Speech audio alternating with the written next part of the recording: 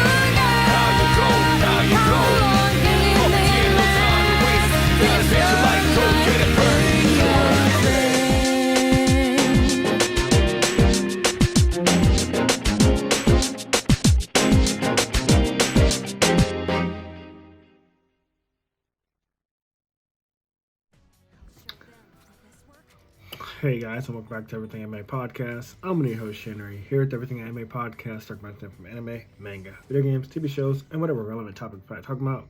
Today's video is on Persona 3 Reloaded. I was not going to talk about Persona 3. I said that to my friend Silver halfway through playing the game, because I have more cons than pros with this game. Not that it's a bad game. It's a great game, a great RPG. I think I've only played Persona 5 and I've only played Persona 3, as I mentioned in my first impressions video. I don't know how in depth I went with that, so I might be repeating some things. But, you know, it's an RPG, so, you know, like, you interact with characters. It's mostly about, like, building social links with other characters, like building relationships with them and forming friendships and seeing what they went through, with some combat mixed in. It's always mostly about like the characters, not even the story. Like there is an overarching story, there is an overarching villain, but it's always about the relationships with those characters. Whereas like other RPGs like Paper Mario, it's all about the story, and you meet those side characters mixed in. Persona 5 is the Persona series seems different, or at least like the focus is different, but still having those same elements. And with this one in particular, I'll probably get into it again when I talk about the cons. But with this one in particular, what got on my nerves is that there's way too much downtime with not enough to do at night.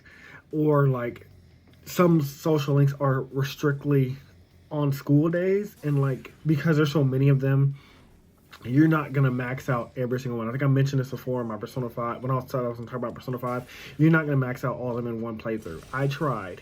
And to even do that, you have to get everything right. You have to go through like every little bit of dialogue, precisely what they want to hear. And also max out your social stats at the same time, which sometimes can happen. But again, I'll get into that more in pros and cons. But just a little bit of a gripe with this is that, like, for example, I'll just talk about this now because I'm going to go over it later, but I maxed out all my social stats until the last four popped up. The last four being Aigis, Fuka, Mitsuri, and Yukari. And they come way late game. And maybe because the game expected me to already have this other social links done, but I'm like, these guys have been with me the whole time. It's not like Persona 5 where, like, your team was, like, the ones you had to max out. Their arcanas were the people you were supposed to max out, and then you had others sprinkled in that were also important. Which again, the best way to do that was Persona 5 Royale. With this one, you have like 4 of your teammates. There's 10 of you in total, but there's 4 teammates that you have to become social link max with. All of them female. All of them, every female is a love interest. We're going to get into that in a second too. With kind of like a con, but not really. There's going to be some bigotry in that for more about people that have a problem with the homosexual thing that people want. Well, not everybody, but just like an idea to add that in there, add some inclusion, but we'll get into that. But it's like, why did you add them in there so late or add them at all? I mean, I know for story-wise, yes, while they're in there, but like, make them earlier or give them availability at night. Like, make your personal team the social links at night and make everybody else social links at day, because there's a lot of nighttime where just like fluffing.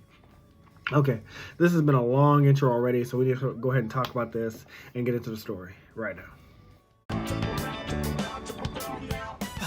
Is it just me, or did this not get my good side? We'll just take another one when Aigis and Akutsuki-san get back, alright? Yes, we hear you. I could really get used to this worry-free lifestyle.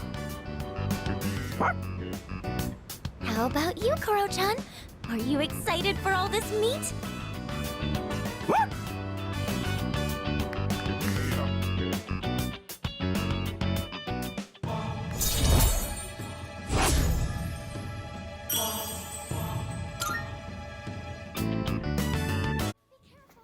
Okay, so what is the story of Persona 3 Reloaded? This is a very butchered version, so just bear with me. I just want to put that out there now. So, 10 years ago, a group known as the Kyoji Project captured 100 orphans and forced them to awaken their personas to fight shadows during the Dark Hour. If you don't remember what I said about the Dark Hour in the previous video, the Dark Hour is an unprecedented amount of time between midnight and 1 a.m. that happens every day at night. And people that aren't aware of the Dark Hour remain in coffins. Like, you can be in the middle of doing something, including sex, and you'll still be trapped in like this coffin-like state. But there are certain people, us outside of Persona users, that can be aware during the Dark Hour, and they walk out of those coffins and they get attacked by shadows. If you're walking around during the Dark Hour without having a persona of your own, you'll just get attacked by a shadow, and they'll basically eat away at your mind and give you apathy syndrome. Apathy syndrome is like when a human's in a zombified state during the day or outside of the Dark Hour. I mean, even in the Dark Hour, you probably still act like a zombie, but like you just are like basically a vegetable, but like you're like mumbling the whole time and you can stand up. But that's pretty much what apathy syndrome is. Now, people that are aware during the Dark Hour and can use personas, they fight back against shadows. And so the Kyoji Project had captured 100 of these orphans, and they forced them to awaken their personas so they could fight the shadows for them. Kind of like an experiment. Now, with the help of these children, they did manage to capture 12 of the major shadow arcanas, and unknowingly bringing about an event known as the Fall. Or so we're led to believe. This is where it's going to get very convoluted. Not convoluted, it's going to get very confusing because I'm going to bring about a lot of things at once. If you played a game, you know what I'm talking about. If you didn't play a game, again, this is the butchered down version of the story. So it turns out there are several twists to the story. And I won't say them in any particular order because I don't have the full notes on them. I just kind of go on based off of memory. I didn't feel like I'm not replaying this game ever again. Ever. But basically, Shuji, who is the leader of our dorm and the organizer of C's, which is, I forgot what the fuck that stands for. Special extracurricular, whatever. We're the people that fight shadows. I forgot what the fuck it stands for. It was something random though. But Shuji, the leader of our dorm, along with the grandfather of Mitsuri, were the ones that were like the leaders in this Kyoji project. And they knew that by gathering the 12 shadows together, the major shadows together, that they would bring forth Nyx/death. Nyx being NYX. And Nyx would bring about the fall that would destroy humanity, like it would destroy Earth. We don't know how yet, but we know like if Nyx comes, everything gets destroyed. Shuji believed that by doing this, he would become the prince that the prophecy foretold. Like, it said that, like, a harbinger known as the prince would bring forth Nyx and bring forth the end of the world. That's the prophecy, basically, in a nutshell.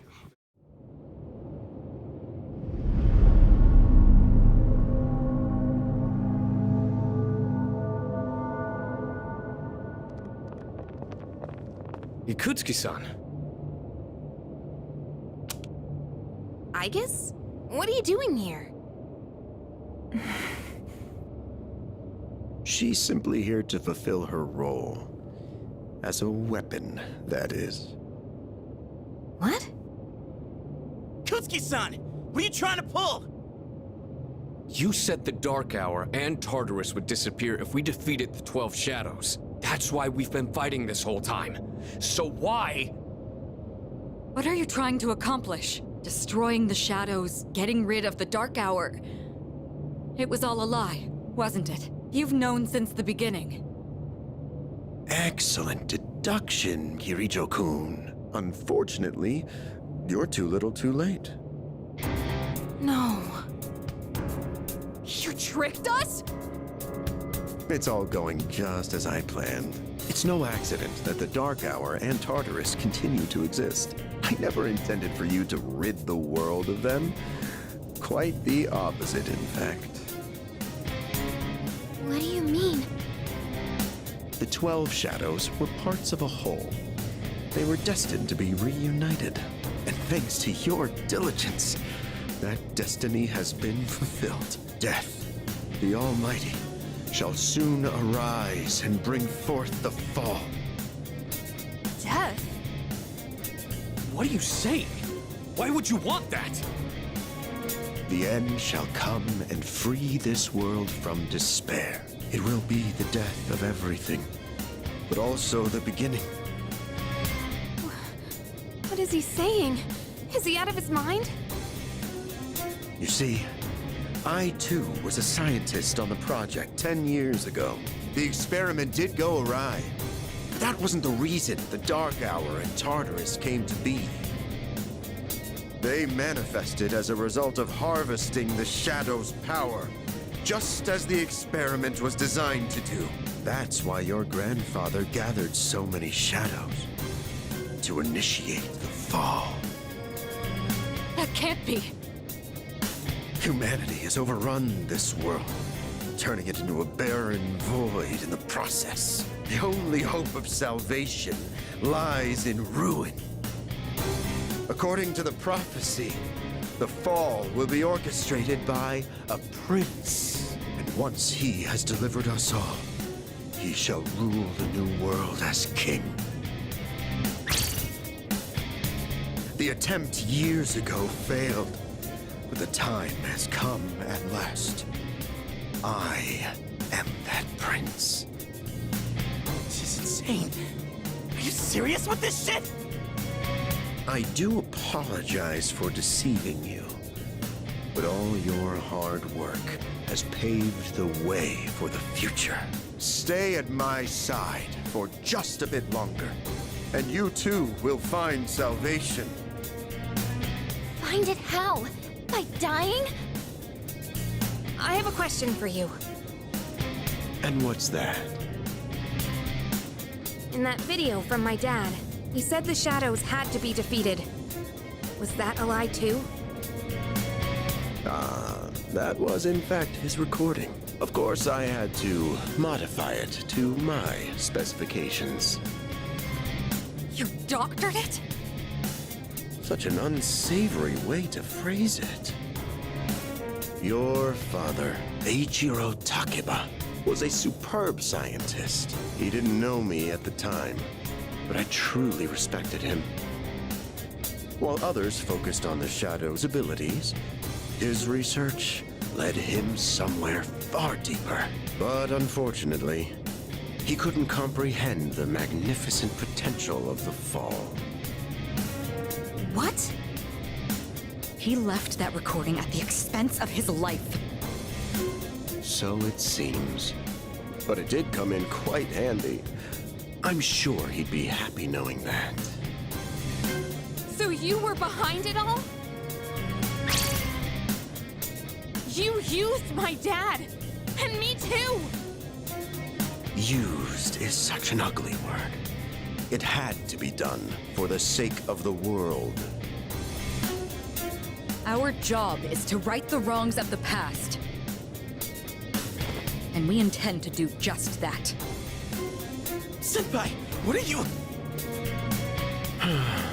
I was hoping you'd be able to see the light. But you are just kids, after all. Maybe my expectations were too high. I guess it's time you fulfilled your role. Capture them and prepare them for sacrifice. Understood. Energy output at maximum. Icus, what's wrong? Icus, please! Engaging. However, they were turned against by Yukari's father, who thought they were insane, and he set the blaze to explode. Oh, right! Yukari-chan. What's this? A disc? There were traces of a video on the chairman's PC. A lot was deleted, but I was able to restore some of it. And, well, I think it's something you need to see. Thanks, Fuka. I'll be sure to watch this later. Just don't forget. So it's just a normal DVD? Alright, let's see what's on here. Oh, there we go. I can only hope that this recording reaches someone with a conscience.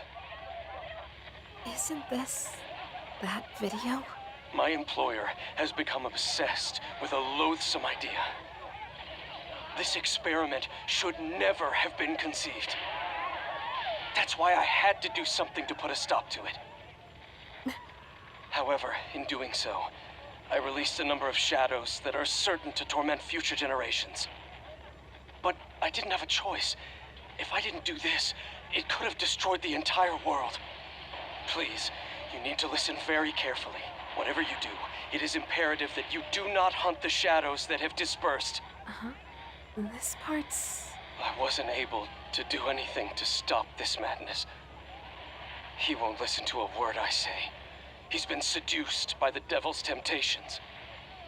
Those monsters will try to reunite and become one again.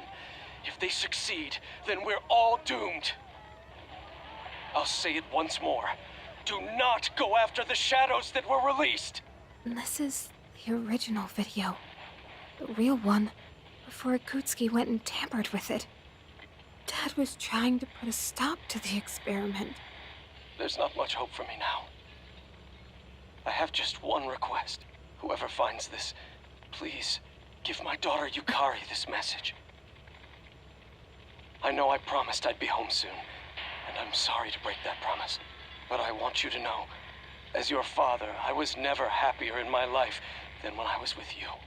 This really is my dad. I love you, Yukari. Please, take care of yourself. Dad? Dad?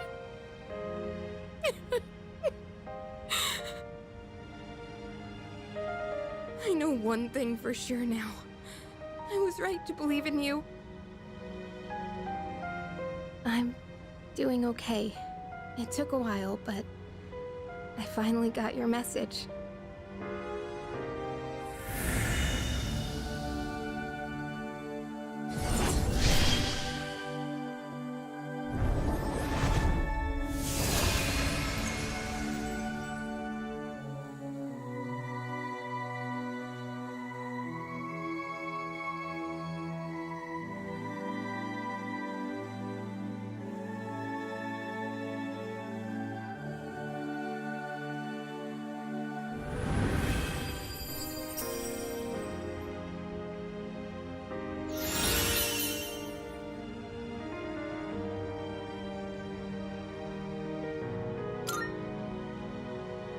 I'll fight for what I believe in.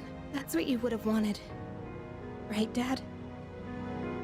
And killed everybody except for 3 orphans that survived, including him. Well, he died himself, but he died excluding 3 orphans that survived. And the place where the base once was is now where the school is that these characters go to. Now, the 3 children that survived among the 100 orphans that were forced to awaken their personas, names are Takaya, Chidori, and Jin. And Since it didn't happen naturally, if you're forced to awaken your persona can sometimes go berserk. Like the natural way, there's no natural way to awaken your persona. Normally, it's like through like a great strife or like, you know, like you're having hard feelings, but like they were forced to do it against their will, so it didn't happen naturally. In the natural kind of way, you would awaken a persona. So their personas are known to try to like kill the user or kill themselves.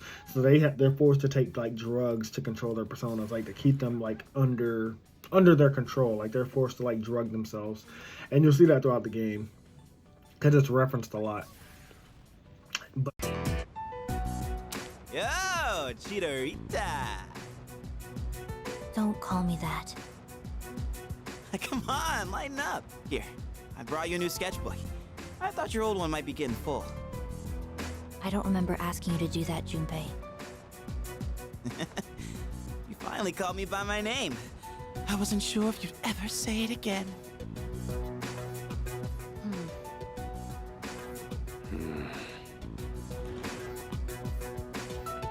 Any luck? She finally started talking, but she hasn't said anything useful so far. Well, it's a start. More of a response than we got from her. So, why are you here? Chidori, what's wrong?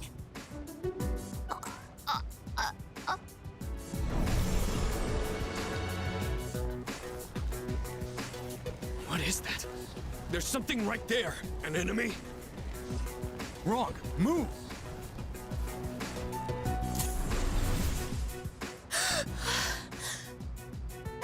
Chidori! Relax. Her persona just went berserk. It happens. It happens. Weren't you guys watching? You could see her persona strangling her for a second. They're not like us. They can't fully control their personas. That's why they need to take suppressants. To keep their personas from killing them. Suppressants? Wait. Do you know something about Strega? Some things you only pick up stepping off the straight and narrow. I'll give the duck the meds I have. The rest is up to you. Shinji, wait! Hey!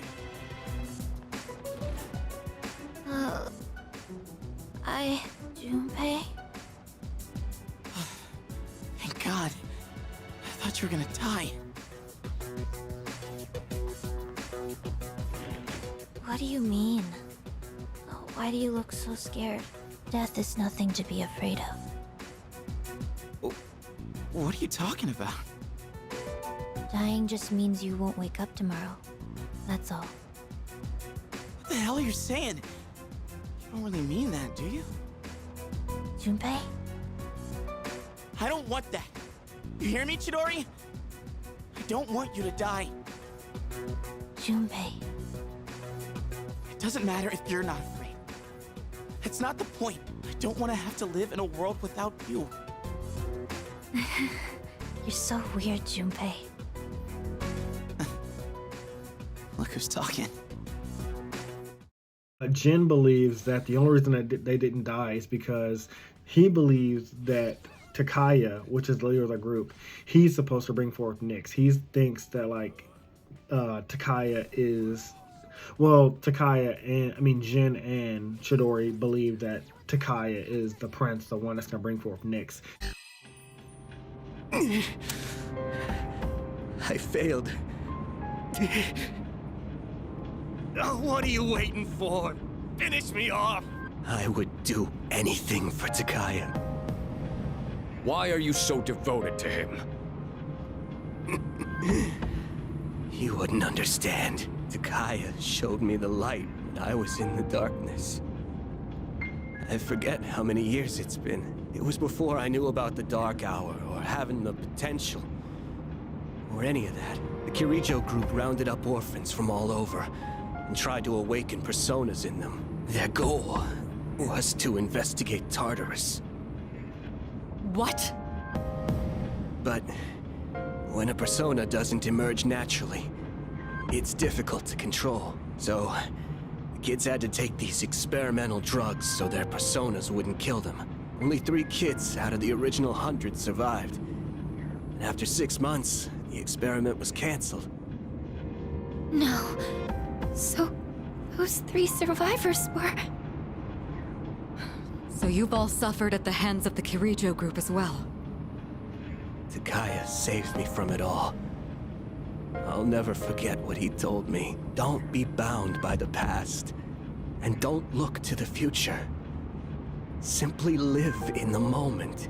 Honestly, I don't even give a damn about Kirijo anymore. But I'm gonna fulfill Takaya's wish. No matter what. But you... We overstayed our welcome. We're running out of time. Everyone head up! But what about him? I don't need your pity, dumbass.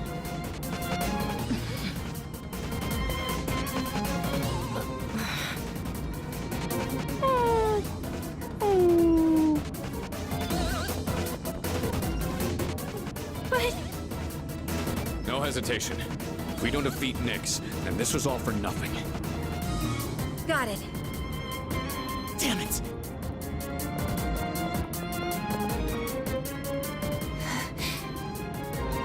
Let's go, I guess.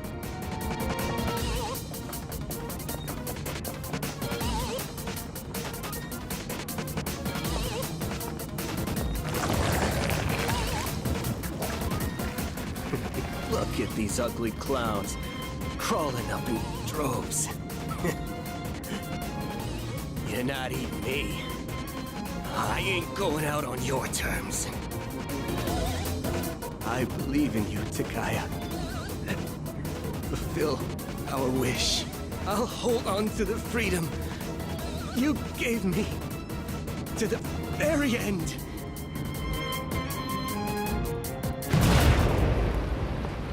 Hey, you hear that?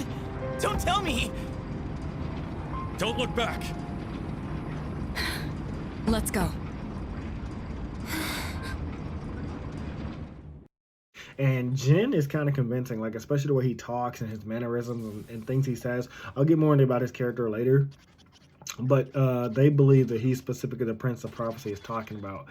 And again, like I said, he makes some convincing speeches, like, to make you think, like, okay, this guy, he's either the prince or he's just fucking crazy. He wants to die. He wants to take everybody else with him. But again, I'm going to get into that later. The first time you've ever visited me. I'm sure you are aware of the coming salvation. Yes, you certainly wouldn't be so stupid. I'm certain you've realized it by now. We have no further reason to be enemies. Your efforts were all for naught. The Dark Hour will persist, and Nyx will bring an end to this planet. Fate has been decided. But there is no need to worry. We are simply being freed at last from the illusion of a future rife with betrayal. Nothing more, and nothing less. All you must do is embrace this truth. Do so, and I shall be your shepherd.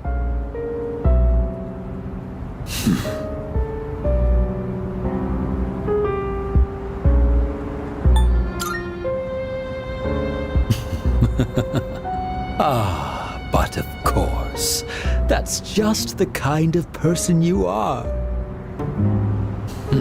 So then, you intend to fight Nyx?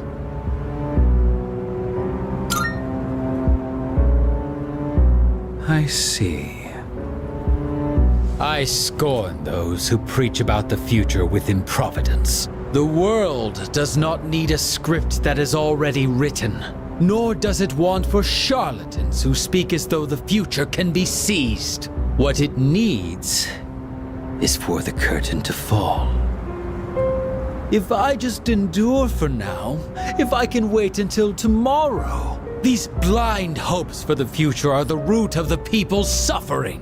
They can never be saved because they look to a future that doesn't exist. It doesn't matter whether you can defeat Nyx or not. Why, you ask? Because you won't even be able to reach her. On the day of salvation, I will wait atop the Tower of Demise for Nyx to arrive. And be warned, if you dare to oppose me, I will show no mercy. Now, the third part of this twist, because we're still talking about the beginning, during that time, the event that like the base exploded and the 12 shadows all escaped, and the 100 children died except for 3, or 97 children died and except for 3. Nyx did arrive, but he was halted by August, which is an android that looks like a woman who was created to defeat shadows. Now, she was created by Shuji because, as I already mentioned, Shuji is the actual villain in this game, or one of the villains in this game. We'll get to that in a second. I don't know why he didn't program her to welcome Nyx, because that was his whole plan. Like, if you created Nyx, if you created Aegis, and you were doing it so that Nyx would come and destroy the world and you could be the prince, why did you not program Aegis to, like, welcome him? Or why'd you not want her to fight him? Maybe she just thought he was a regular shadow. I don't know. But either way, like, that just seems like a flaw. Or maybe it's a plot hole. I don't know. But she wasn't powerful enough to stop him. And our main character arrived with this family at the time on a bridge where Nyx and Aegis were battling. And so our main character's parents got killed in the crossfire, but we were the lone survivor. And because Nyx didn't have any other choice, she sealed death into the only object or person that was around, which happens to be our main character. I've been looking for you. What are you doing here? I kinda just ended up here somehow. It's so strange. The sky and the ground look all weird, and there's no one around. Something bad's happening right now. But for some reason, I feel at peace. Have you forgotten? What? This is the Dark Hour. Ordinary people shouldn't be free to roam about. You've adapted to it somehow. Too well for a human. I finally understand. That's why I feel this way whenever you are around. You are dangerous. You are my enemy. Your enemy? Enemy. That's right. It was on a night like this, with a full moon. It was a long time ago. Yes, we've met once before. You and I were enemies. Who am I? Who are you? I am Aegis, the last of the anti-shadow suppression weapons. I was created to destroy shadows. Created to destroy? And you, your true name is Death. You are the shadow I sealed away 10 years ago. Shadow?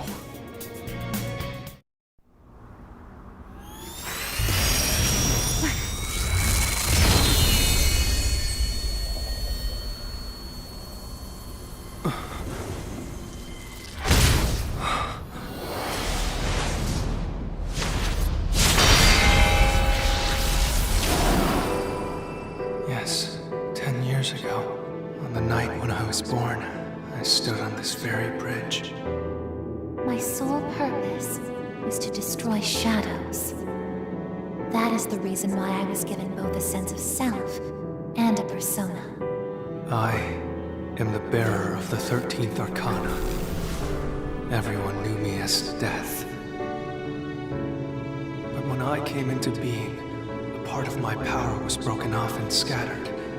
I wasn't at my full strength back then. I was incomplete. Even so, your power was still far too great.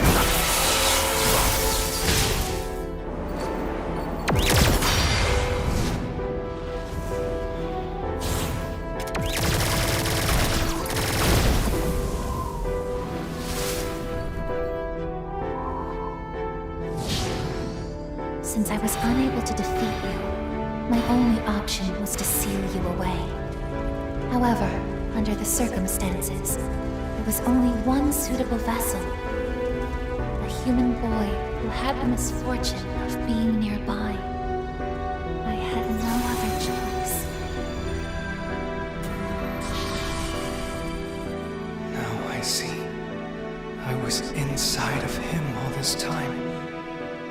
And I unwittingly led him to discover my 12 missing pieces. And then...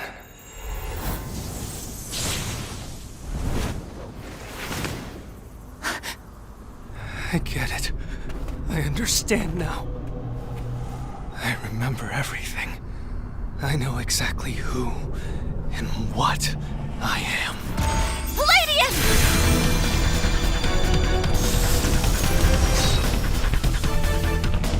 Don't be foolish, I guess. You can't win. I'm even stronger than before. The machine is created to serve a specific purpose. I will destroy you.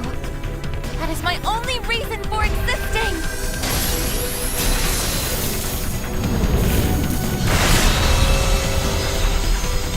It doesn't have to be that way, I guess.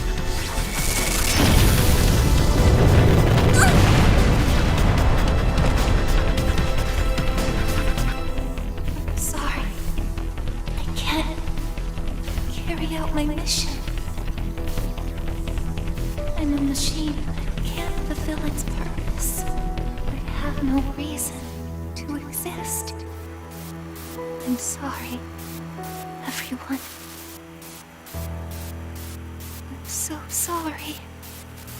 I'm scared. So death gets sealed inside of us. It's like a whole, Voldemort, his soul split for like the 7th time and it attached itself to close. Harry Potter is that. And then Nyx disappeared until present day. So we're going to get into that now. So fast forward 10 years. In present day, during an unprecedented... so I've already talked about the Dark Hour. So in present day, our character at some point arrives during the Dark Hour to his dorm. And in the middle of a random night, Yukari... the dorm's attacked by a giant shadow. Not an arcana, but just a giant shadow. And we are racing to the rooftop with Yukari, as I showed you guys in the beginning, and we awaken our persona because we're trying to protect Yukari and ourselves.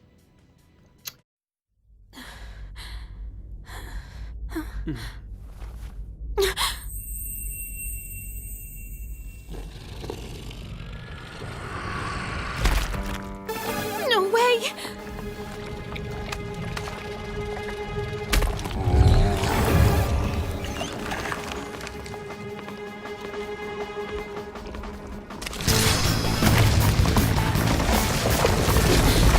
That's it! One of the monsters that attacked us! It's a shadow!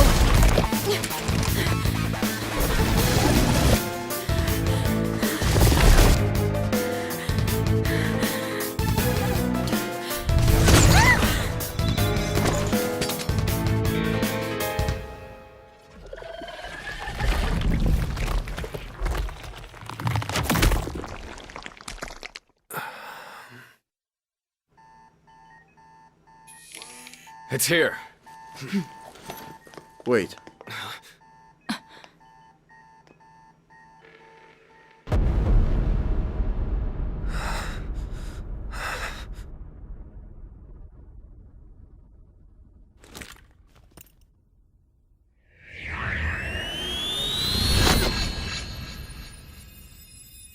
Go on.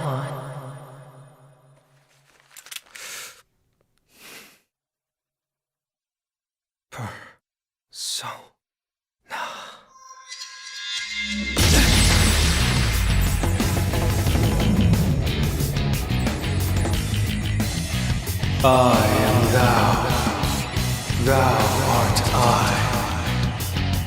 From the sea of thy soul I come.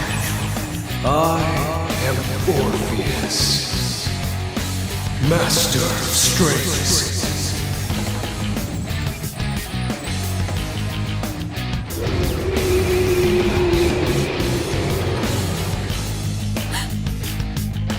just as we thought.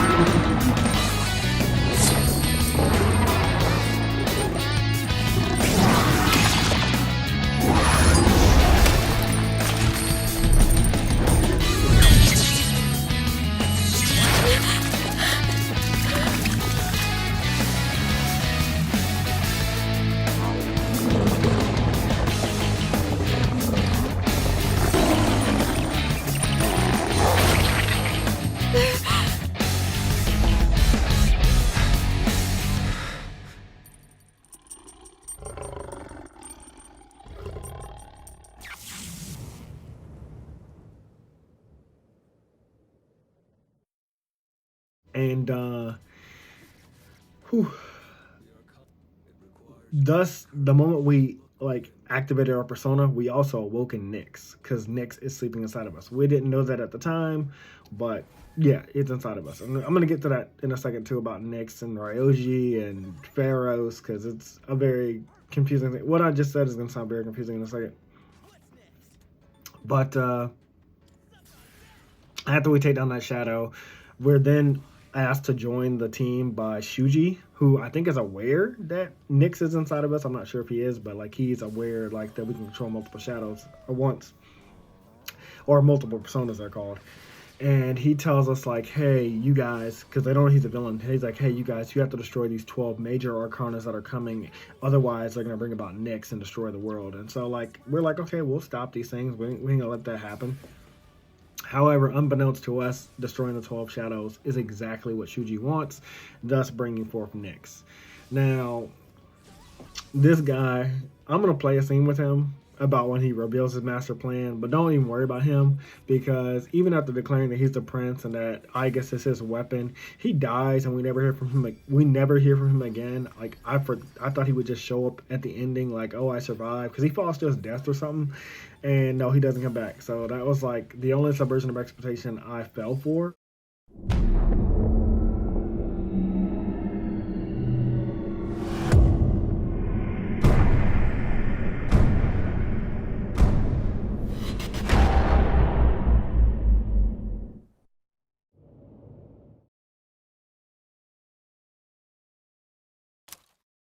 What's going on here?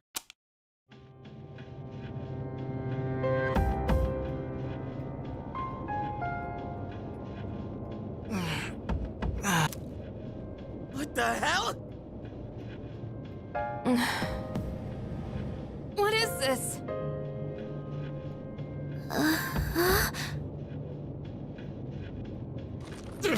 Damn it! I can't get these off! Father! Ikutsuki, what is the meaning of this? It's exactly what it looks like. They are our sacrifices. Harbingers of the fall. All the pieces are in place.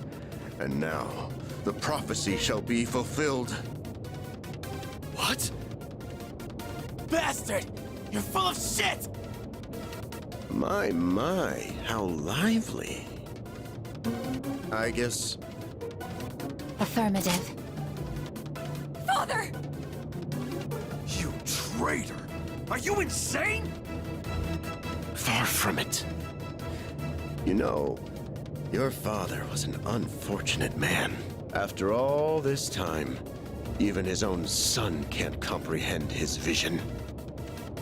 My father was wrong. Death as deliverance is an ideology no one should ever embrace. You fool. You've become nothing but a burden. I guess this man will be our first sacrifice. Now, deliver unto him. Please, Aegis, don't! What are you doing, Aegis?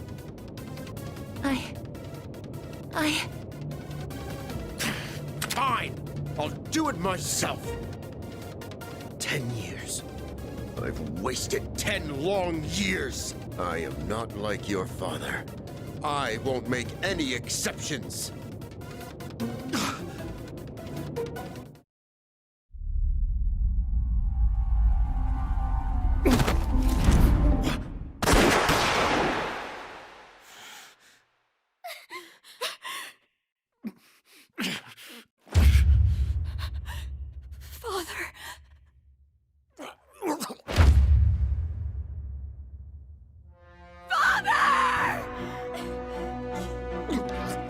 Blast it! Aegis! Execute the sacrifices now! I'm putting an end to this!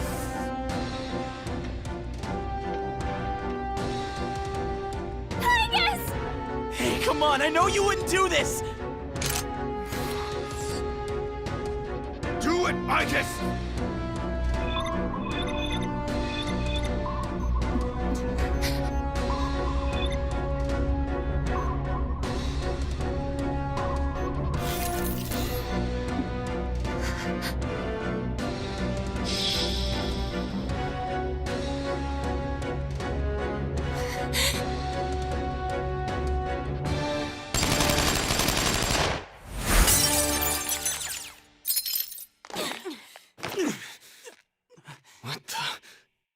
Aegis!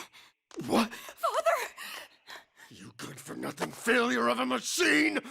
I'll do it! Koromaru!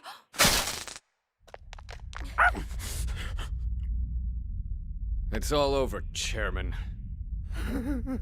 You don't get it, do you? Why do you waste your time searching for a reason to live in this broken world? There's no point to it at all. The only possible way to fix this is to start over!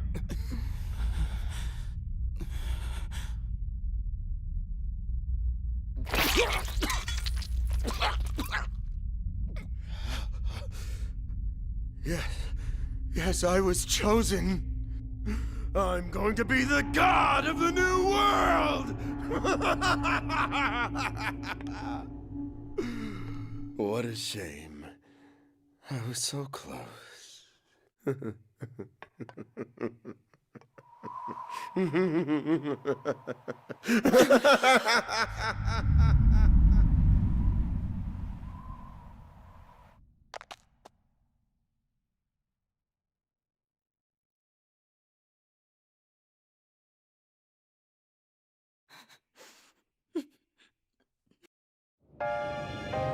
How did it come to this? Ikutsuki-san! Father! Father!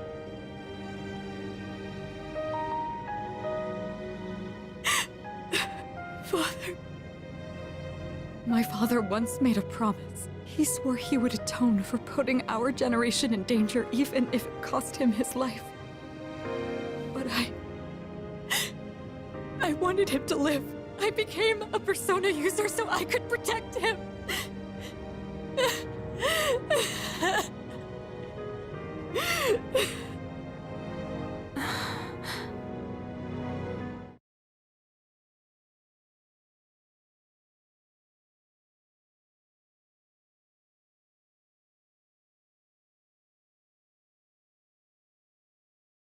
Because at one point early in the game, I was like, this guy's probably the villain because like he's like laughing maniacally in like a video. Because for some reason there's cameras in everybody's room, and like there's a computer room that you can watch everybody in their rooms like doing like one random scene. But like the one random scene with Shuji, he's like laughing maniacally. But then you find out he's laughing at like a dad joke that he made. She said, hey, feeling the fire with the burning desire. Every day we inspire, but never expires. But we will chill today, let me rock the world tomorrow.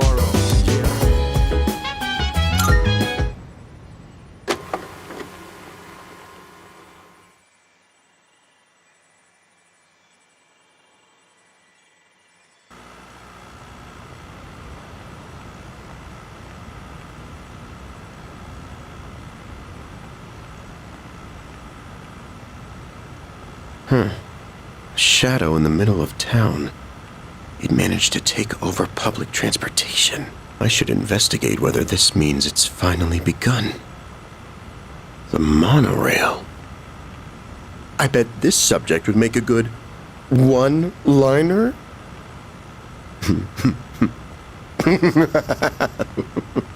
Oh, I need to note that one down. Unfortunately, Lady Luck played a large part in our victory, especially toward the end. If he hadn't guessed at the right controls, things could have been very bad. For shadows to work in a group to overrun large machines is unprecedented. The engine. That was an ingenious move. What is it with me today? I'm on a roll. Better write that one down too. Always be prepared for heavy lifting during a mission. Because shadows aren't light. Oh, whoa, I'm getting a little off subject. Oh, but who cares? Hey, I should write all these down and show them off the next time everyone gets together. Don't care for seafood? They also serve ground beef. Oh, this has nothing to do with the status report anymore, but I'm having a blast. Let's see, what else? And I was just like, okay, I guess you were trying to divert my attention from like, oh, he's laughing maniacally, but it's still a corny joke, so he can't be the bad guy. I didn't fall for that. I still thought he was a bad guy. But him not coming back, that was a version of expectation. So, because him declaring like, oh, I'm the bad guy all along, I was like, okay, but you ain't come back, so you're just dead. I guess then shuts down for a while after that too, and a new kid joins our school named Ryoji. I recommend hanging out with him just like Aragaki, who is another character we'll talk about in a second when I get to the characters on our team. But there's not much, like hanging out with them won't consume your time. It's more like story relevance. But if you choose to ignore them, I'm not sure if anything happens. It might just be like you just don't get that extra dialogue, or like you won't get attached to them like you could, because Aragaki and Ryoji are characters you can't ignore and not talk to until that important scene happens with both of them. But I recommend it because like it doesn't take up time, and again, they are essential to the story. So if it's not obvious, the new kid at school is Nyx in human form. But again, we're going to get to that because there was also a kid I mentioned in the first impressions video that made you sign your name in a book named Pharos, and he is like, whatever you agree to accept all your choices and actions and stuff like that. So Nyx is Pharos, the child that's inside of you, / Ryoji, who is Nyx in human form. It's kind of like a Sora is Ventus / Roxas / Shion situation. You know how like Sora looks like Ventus because Ventus sealed himself inside of Sora, but Sora's nobody looks like Ventus, and Shion looks like, wait, how did I lose Roxas? Sora's nobody Roxas looks like Ventus because Ventus sealed himself inside of Sora when he was a child. But Vanitas, who is Roxas's dark side, or Ventus's darkness, looks like Sora. It's that situation where, like I said, it's kind of fucking confusing. But yeah, Nyx is Pharos, the child that was sealed inside of your main character, and then Ryoji is Nyx in human form, and then the actual Nyx is like a fusion of all three, I guess. But we'll get to that. So it turns out at some point during the game, after interacting with him, that's why I recommend talking to Ryoji when you see him. He reveals that he's the harbinger of Nyx. He's like, I've come to like put you at ease and take away like your suffering. Like if you, at one point we get to basically say it like this. He gives us an option to be like, I can take away all your memories that I'm a bad guy and that the end is coming, because when Nyx arrives, you won't be able to stop him. Like, he is too powerful. I thought it was a female, but it's a dude. So I'm just going to say dude. He's going to be too powerful. Like, he will destroy you. There's nothing you can do to stand up to him. Or you can choose to fight me now and, you know, or no, that's if you choose to fight him. If you choose to fight me now, because this is a confusing dialogue too. If you choose to fight me now, I'll take away all your memories. You won't remember anything, and like you can live in bliss, and you'll never remember any of this. Or you can choose not to fight me, let me live, and you'll have to remember that the end is coming. There's nothing you can do about it. Like you have to suffer. You have to live knowing the end is coming. So would you rather live in bliss and harmony, not knowing that you're about to die very soon or at the end of the year? Or would you rather fight me and kill me now and remember that, or forget that I'm going to destroy? Either way, if you choose not to fight him, which is the obvious choice, that's the good ending. The bad ending is that you fight him now. The good ending is choosing not to fight him, but you fight him in the end anyway. So I think that was like kind of a stupid thing to say, but yeah, you choose not to fight him when that option comes up. Again, like I said, that's why I said this is the butchered version, because I'm not going through it exactly like it's the story. This is just based off my memory and notes. Well, not full notes from the game, but just like what I can remember. But yeah, so anyways, for the good ending, like I said, don't choose to fight him. And even though in the end we have to fight him anyways, that's why it makes it kind of pointless. But at least at the time, the reason why you choose not to fight him is because you don't know he's Nyx. He says he's a harbinger. Like Ryuji says, I'm the harbinger. I bring forth Nyx. But then you find out like they're a fusion of all three. Like I said, Nyx, Pharos, and Ryuji, they all fuse together. Very confusing. But they become the 13th Arcana that we have to fight. Now, I'm maybe skipping several things here, and I'm not really going to get into like all the previous boss fights. I will say the first boss fight is very good. I'm going to mention that in my pros section. But you have to take down Nyx in the final battle 13 times. That sounds really bad and very repetitive, but the battle changes up every time as he switches through all 12 Arcanas before he reaches his final form. But as long as you're at level 75 and your other characters in your roster or your team at that point are at level 75, you'll be fine. Like I took him out, like his health takes a lot of damage if you hit him with the right spells and techniques, or not spells, you hit him with the right weakness types and stuff like that, or strong enough hits, he'll go down pretty fast. It was a fast fight, which is probably what's going to be playing as the background anyway. Now, the post this fight, however, it seems all our efforts were for naught, as Nyx just rises back up like it was nothing. Like he's just like, oh, that didn't even faze me. And then like we're all held down by like this strong energy pressure, kind of like Bleach's spiritual pressure. And he brings forth the fall. So what is this fall that he's been talking about? What is this thing that he's going to use to destroy the entire world? Well, remember that scene from Sonic Adventure 2 Battle?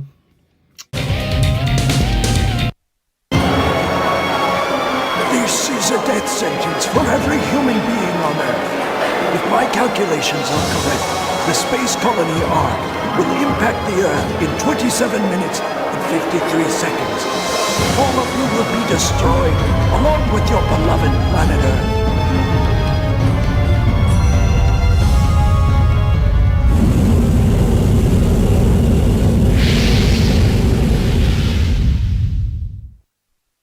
Yeah, that.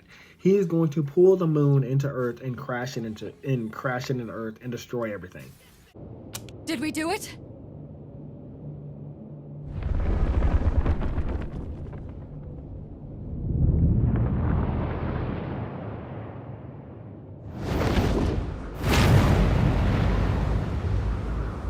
Such a pity.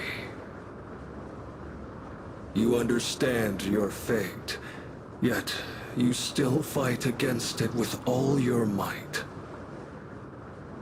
If only there were more like you, then perhaps the fall could have been prevented. But it's too late now.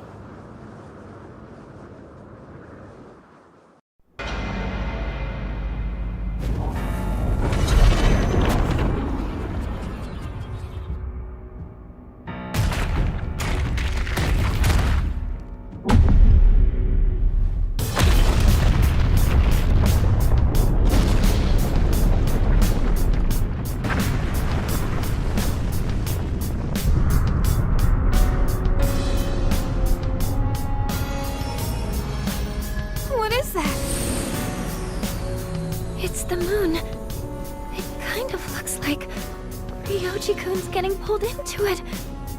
No, wait. It's the moon that's being pulled down to us! You're kidding me. Are you saying that Nyx is the moon itself? It's coming.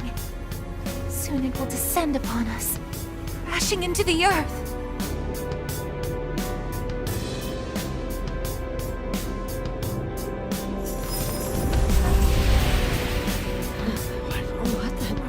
Where am I?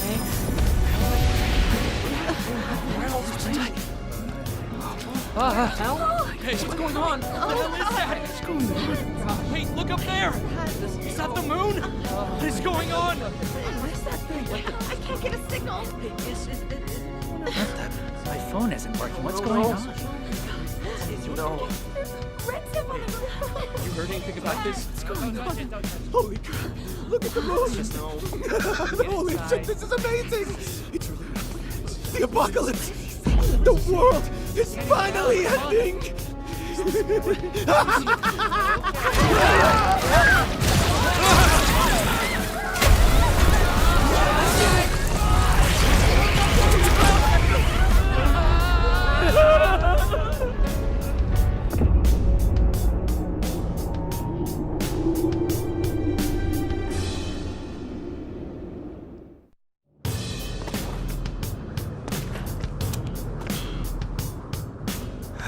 Last.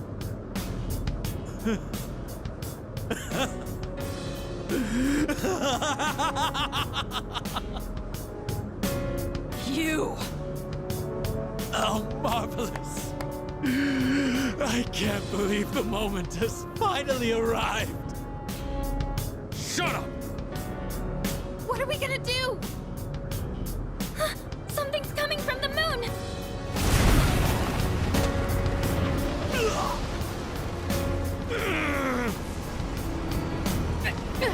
What is this?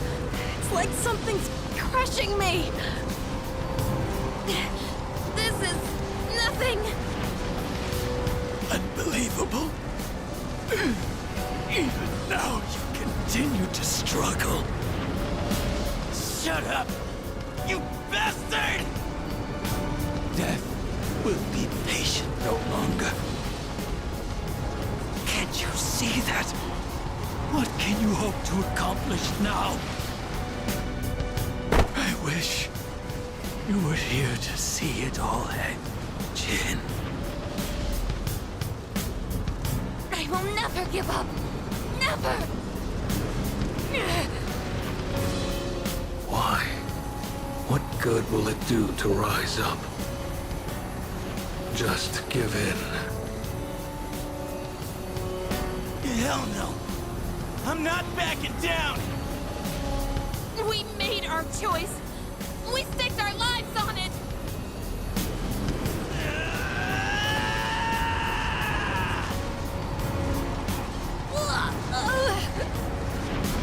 Amada!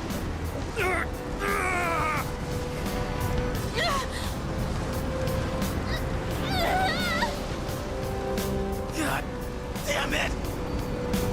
We've come so far. It can't end here.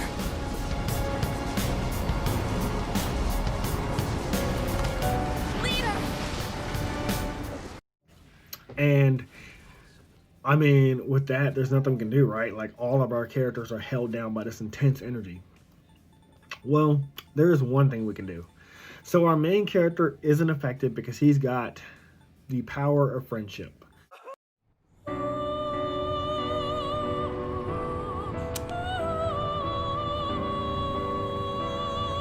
There's no... This isn't the afterlife. Do you remember what I once told you? How the strength of your social links will determine your potential. Listen. Can you hear their many voices? Each one's power is faint, yet they all reach out to you. Can you feel them? Close your eyes and listen. Their voices may be faint, but you hear them, don't you?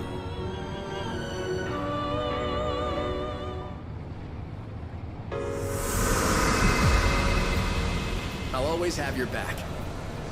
All I can do right now is pray, but whatever it is, man, Don't worry about a thing. I know you can do it. I know you're facing a difficult task somewhere out there. But I truly believe that you can overcome any obstacle. Something frightful is going on, but we're not giving up. That's right, dear. We have to be strong for him. Something crazy's going on here. But I know you're out there doing all you can. I'm not gonna lose hope. I learned that from you. I'm okay right now, and it's because you gave me the courage to stand on my own. So please, you can't give up. Oh god, I'm freaking out here. But I know he's doing his best out there too. I don't even know what he looks like, but I know he's okay. I can feel it. I know you're trying to stay focused. You were there when I needed you. I hope I can do the same. Hey! Can you believe what's going on?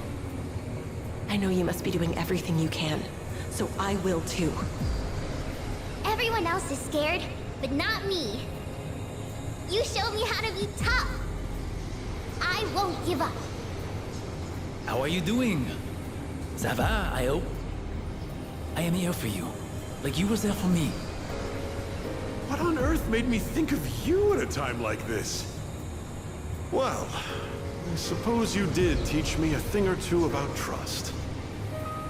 You were the one who taught me that running away never solves nothing.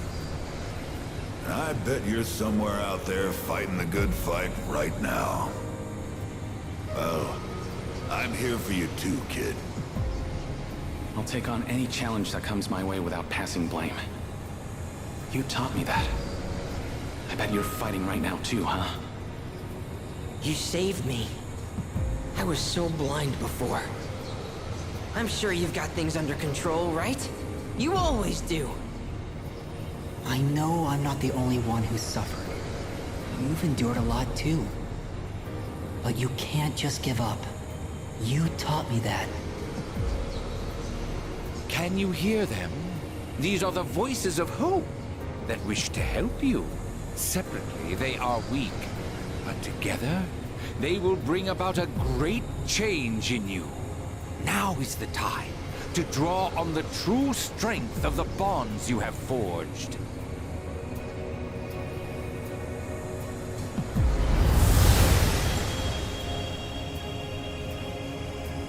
I never dreamed of seeing that card with my own eyes. This is indeed a surprise. Behold, the greatest power that you and I shall unveil. It is the power to bring about a new beginning, or the ultimate end. With this newfound power, it might now be possible. Perhaps you can save those you hold dear from that which cannot be defeated. What you have in your hands is the power of the universe. Nothing is outside the realm of possibility for you now. We will soon reach your destination.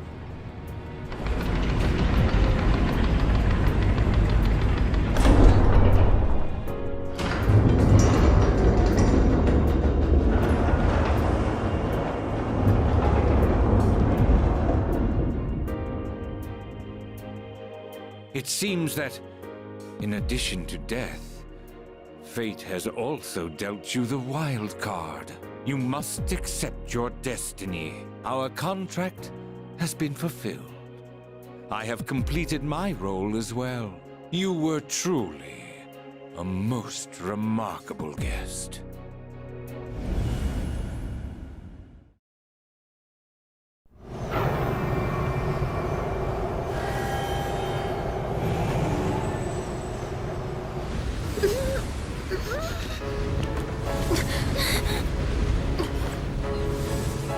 How are you even standing right now? Hey, you can't be going out there by yourself. No, don't go!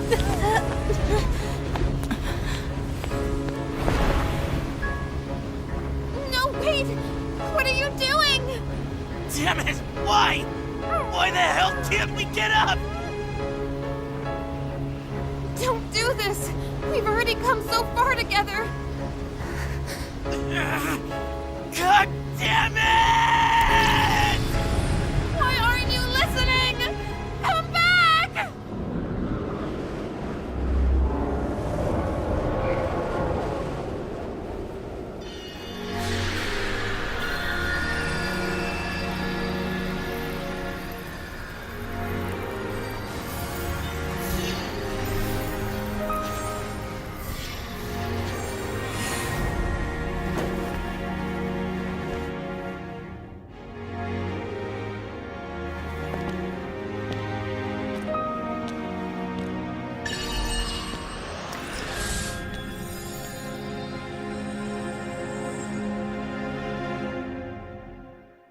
That's right. As I said, this game is all about the relationships over the story. Like, it says in the game, because we're transported to the Velvet Room where we meet Igor and Elizabeth for the last time. They tell us, like, all these friendships that you made, all these bonds you formed, these people are reaching out to you, and they're going to give you the power to defeat them. And I maxed out again all my social links except for the last 4, which I again said were bullshit because like they came way too late in the game and they were already on my team. But I understand for story wise why they were probably so late. But I don't think you like can lose this part in the game. I mean, there's no way to not max out a social link, but I guess if you didn't, I'm curious what would happen. But with that, you achieve the Super Saiyan form. Not literally, you just kind of like power up and you go to fight Nyx one-on-one. And we take them down, but at a great cost. And I will play that scene at the very end of the video. So let's talk about the pros and cons. So I have, again, more cons than pros with this game. The first con is that there is too much downtime. I'm not sure if this is because of fluff or like certain days of the week, but there are like multiple days to a week where like there's just nothing to do. And yeah, I know you can max out your social links at this point, but like, I mean social stats, because there's social links and social stats. But like your social stats go up regardless. Like the only one you really got to work on is academics, and academics takes way too long to max out anyway. But I have my own gripes with that, so we'll get there. But like, there's only 2 social links available at night: the monk and the TV man, and the rest of them are available during school hours. Or there's like 2 outside of school, like the Gormit King and the elderly couple. But I mean, that's still like 12 or 16 social links all needed to be done during school time. I'm like, why didn't you put more at night, or why didn't you put more on the off time where like there's no school or something like that? Like I would have sprinkled that in, because I'm like, you're basically trying to make everybody have a second playthrough, and like some people after playing this long game and knowing there's this much fluff would only want to do one playthrough. The only reason I played Persona 5 3 times is because the first time I played Persona 5 I liked it, but I wanted to see what happened if you maxed out all your social stats. Second playthrough I did. But the third playthrough was when Royale came out, and I wanted to see the added story they added to it. But I also said I will never review Persona 5 because of that, because I don't want to play it a 4th time. I'm not going to review Persona 5. It's not going to happen. Now, that's why I said I would have split some of these available at night, or maybe like, you know, when you're in your dorm and there's nowhere to go, make some social links available in the dorm. Like the Mitsuri, Fuka, Aigis, and Mitsuri, Fuka, I guess Yukari, they could have been available during the dorm. There was no reason like they all had to be at school. Like, we live in the dorm with them. Make theirs available. Do an update and make them available in the dorm, and then you could just pretend like it's daytime or something, or just change the setting at night. I don't know. The ones that aren't like the Dying Man or the Gaming Hermit, they're only available on Sunday. That one's not much of a con, like only being able to talk to the Dying Man and the Hermit on Sundays. But I mean, I guess it kind of makes it easier for them to max out on those certain days, because you have to like focus on them. But like, again, with them being specific on Sundays, you kind of have to ignore your other social links. So I don't know, that's not really a con, but it doesn't feel like a pro either. So I have it in my con section.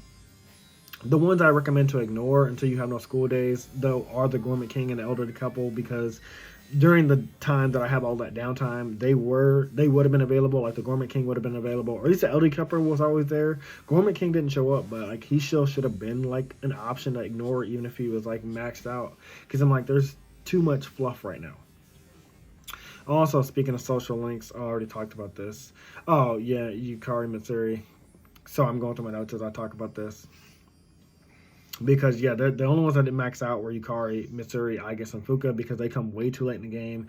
And I think it's pointless that, like, they weren't, like, dorm available or, like, you know, outside of, like, school days. And when we have that downtime and hanging out with them, like, this should be the time that they have, like, their story kind of going maxed out. I should also mention there's another reason why you won't max out these social links fast is one, you need one Arcana type in your slot when you talk to these people to like increase it more. And that sounds kind of easy, but in the beginning of the game you have maybe like 3 persona slots.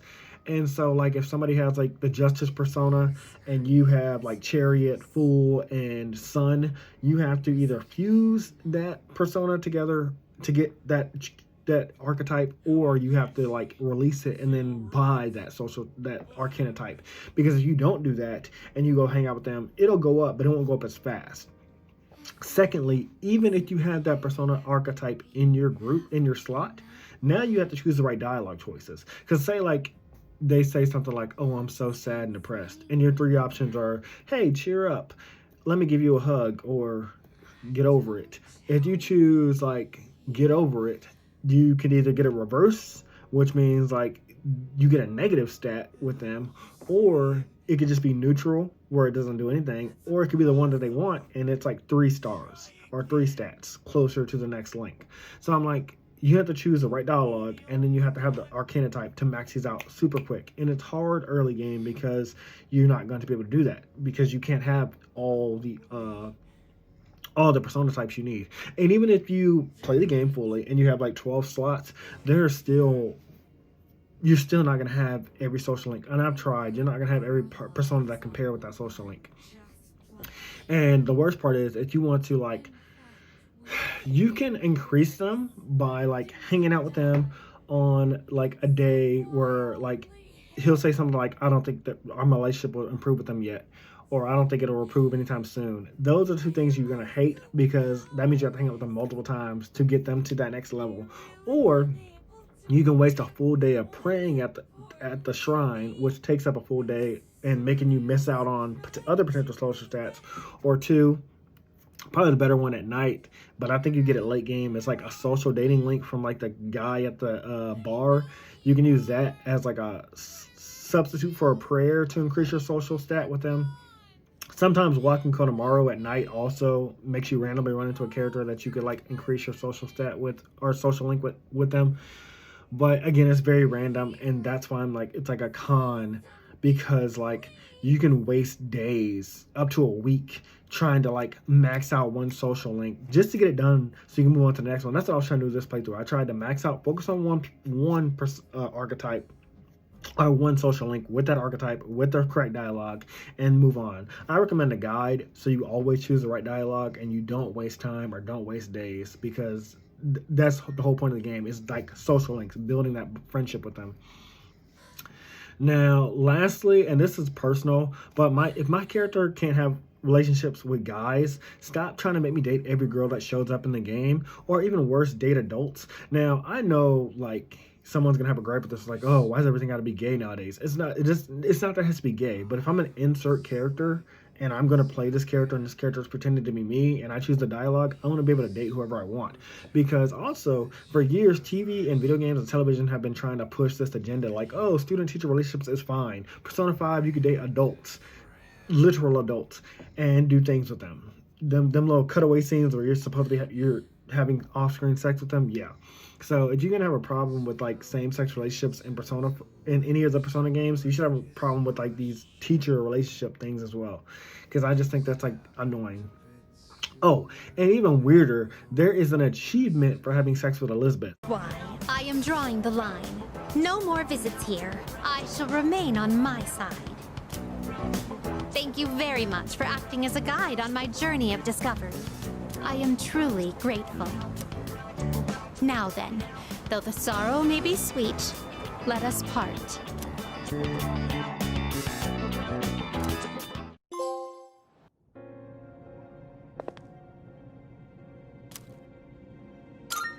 Are you the guy that works, the girl that works for Igor, the girl that's like out of touch with reality because she doesn't exist in our time. Although people can see her except for our friends. Our friends can't see her because when we go into the Velvet Room, they're like, why are you just standing there? But if you take her outside of Tartarus into the real world, other people can interact with her. So I think that's kind of weird. So yeah, to me, Elizabeth is like a non-existent person, at least to our friends. So like to have sex with her and that be an achievement is kind of weird. No, that was just my personal opinion. Now, pros, I was invested a lot into the story. Like, I found the story intriguing. I thought it was cool. I had fun with it until, again, halfway point in the game when it started feeling like fluff, when there was just nothing to do, when there was no social links to interact with. That's when I told Silver, I was like, okay, I'm getting bored of this game. I didn't think I would even finish it because I got so bored.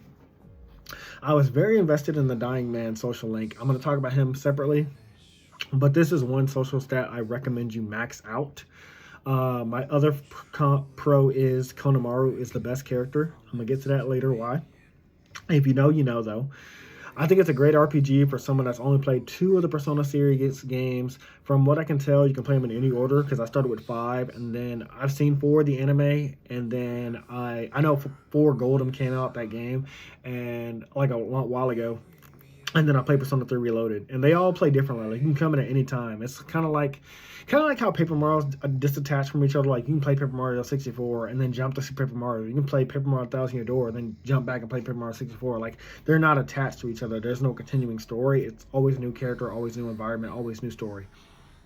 The 12 Arcana battles also is a pro. They all do feel different and challenging, especially the first one, because you're fighting her on a train and you're fighting against a timer, and the more you weaken her, the faster the time goes down. Like, she manipulates the time. I thought that was incredible. That was a great touch to the story. Now, all of them play that way. Some of them are easier than others, some are difficult than others, especially Nyx being the easiest one to fight out of all of them, but I did think it was pretty interesting. Anyways, that's the end of my pros and cons list. So now I'm going to give my brief synopsis of what I thought about every character. So Shuji is the man you would expect to be the villain, despite being the only non-Persona user in the group. He's constantly making dad jokes, and he tricked us into destroying the 12 major Arcana shadows in order to fulfill a prophecy to bring forth Nyx, aka Death, aka Ryuji, aka Pharaohs, aka... that's it. But he believes that he's the prince, and he dies before Nyx ever arrives. I thought he would come back, as I said in the story part, but he doesn't, so that was kind of like a weird subversion of expectations with that character, but whatever. They try, like I said, they try to throw you off with the first tape that you catch him watching all the characters with cameras in their rooms, which I don't know why that wouldn't be a problem for the other characters. Like, y'all are getting watched in your bedrooms and you don't have a problem with that. That was a super weird gimmick of him laughing maniacally, but then you realize it's to his own dad joke, and again, he doesn't come back, so you're not on our team. You're just there for dialogue, and then your evil villain reveal that you were behind this all along, and then you die. Kind of weird. Our main character is another silent protagonist who was fused with death as a child because the android Igus who wasn't able to stop it, but was built to fight it, was battling it on a bridge, trying to defeat it, where at the same time we were a child with our parents in the car, and we crashed into their battle, and our parents died on impact. And again, we were the sole survivor. I've already talked about this. And because I guess I wasn't able to defeat him, she kind of sealed him inside of us. She sealed him inside of him, sealed Nyx inside of us, or Ryuji, or Pharaohs, whatever you want to call them, all 3 inside of us. Kind of like the Nine-Tailed Fox. Only we had no memory of this happening until the end of the game. Like in Black Clover, where Julius, spoiler warning, realizes that he's been the villain the whole time. He's like, wait, I'm the bad guy? That was a great twist for me. I know people didn't like it in Black Clover, but that was a great twist to me, because I didn't even see that happening. Yukari is our second main character. She's our forced love interest / friend, and she's the Wind Persona user. Her father died when she was a kid in a mysterious explosion, and because of that, her mother became distant and restrained. But after learning the truth over the course of the game, she wants to finish what her father started by trying to stop the imminent threat known as the Fall. I know from partly doing her social stat or social link that she's starting to reform a relationship with her mother, but I didn't get to see how that ended, but I can imagine it probably ends pretty great. So, but again, I'm not playing this game ever again, so I'll probably watch it on YouTube. Junpei is the new Ryuji, or maybe former Ryuji. He literally says for real a lot in this game. And I know this is a chicken. Did the chicken come before Ryuji in this numerical order sense. He starts out the game as a womanizer or obsessing over every girl he sees throughout the game until meeting a member of Strega named Chidori, who he falls in love with. Now, I thought their relationship was kind of rushed and fast, but I kind of liked it. It hurts. I can't breathe. I'm scared. June. Hey.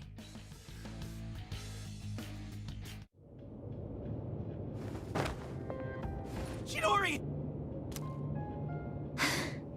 I told you. Chidori, please. What I fear most isn't death. What I fear most is attachment. When I do, I become horrified by the thought of loss. My possession. That's why we only ever live for the. But you, Junpei? What? When I'm with you, Junpei, I fear loss. I fear my time with you will end. Chidori. That sense. What is it? It's the others from Strega. How did they? Bastards! You just don't know when to give up!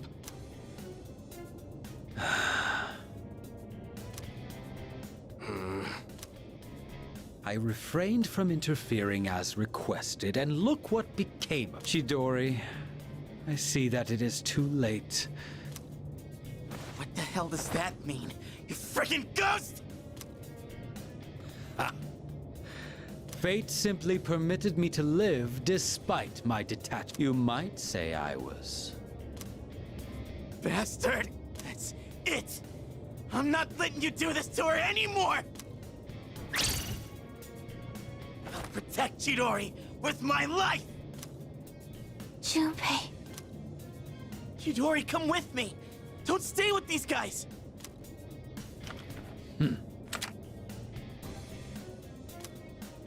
Junpei, look out!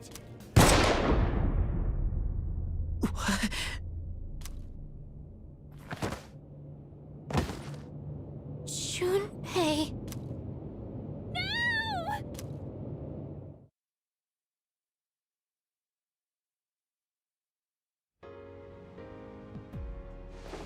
Huh? I'm so glad you're awake. Chidori? Uh-huh. I thought I was. I guess I was wrong. My fear, my heartache, I blamed it all on. I'd never felt that way before I met. And for the first time in my life, I realized what I wanted. And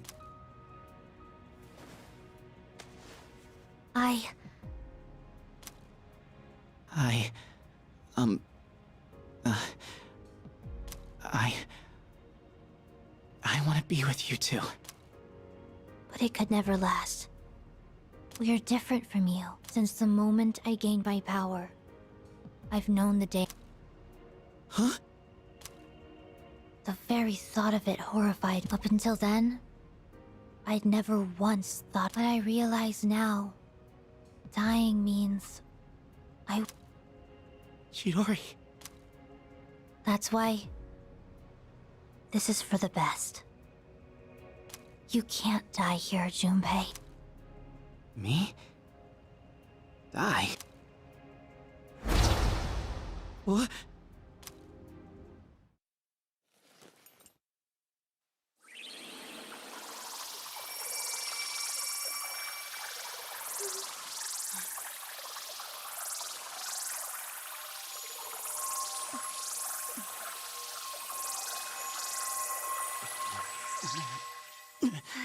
What the hell? Junpei-kun! Junpei! It's her persona. Does it have the power to bestow life? I don't believe it. She brought him back from the dead? But wait, if she goes as far as completely reviving someone, the cost for that would be... Chidori!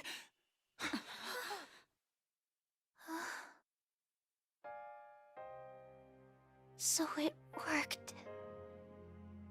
I can hear you. The sound of your beating heart. But dumb. That's all I needed to know. Now I can go on living in you. I'll always be with you. Huh? Hey, Chidori! Stay with me! What the hell are you even talking about? Hey! This is how it has to be. But don't worry. I'll protect you, Junpei. Always. Yeah, same. I've got your back. I'll do everything I can to protect you. So come on. This might be all I ever needed. Just being in each other's arms. It's nice.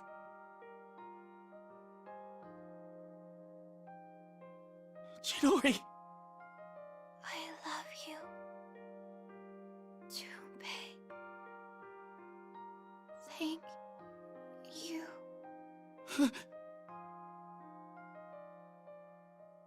Chidori, you're kidding, right?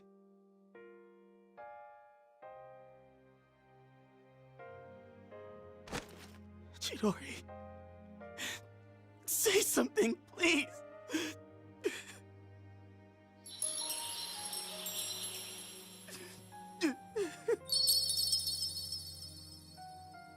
Chidori!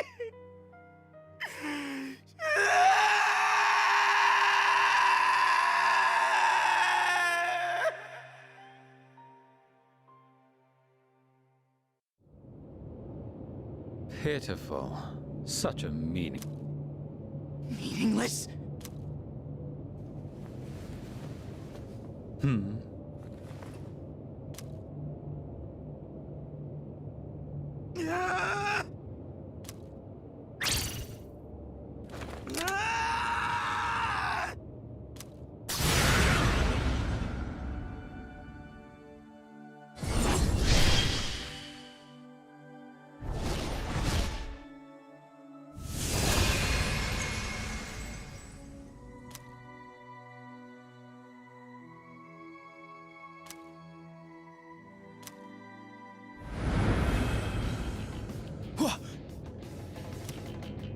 Medea? Burn in hell!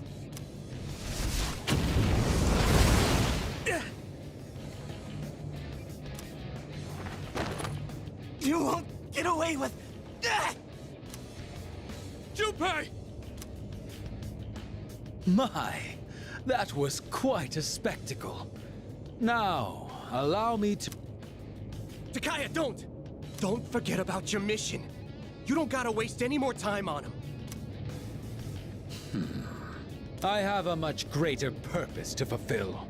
And since you have no means of destroying the Dark Hour, there's no point in dealing with you any longer. Enjoy squandering what little time you have left.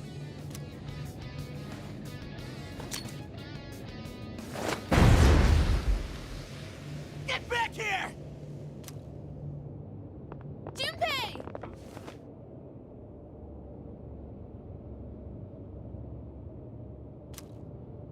Let me go! I'll... She entrusted you with this life!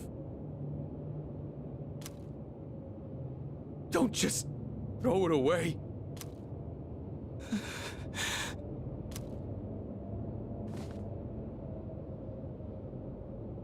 Chidori. Chidori. Oh, God, this is so hard, but it's not just my love. Junpei.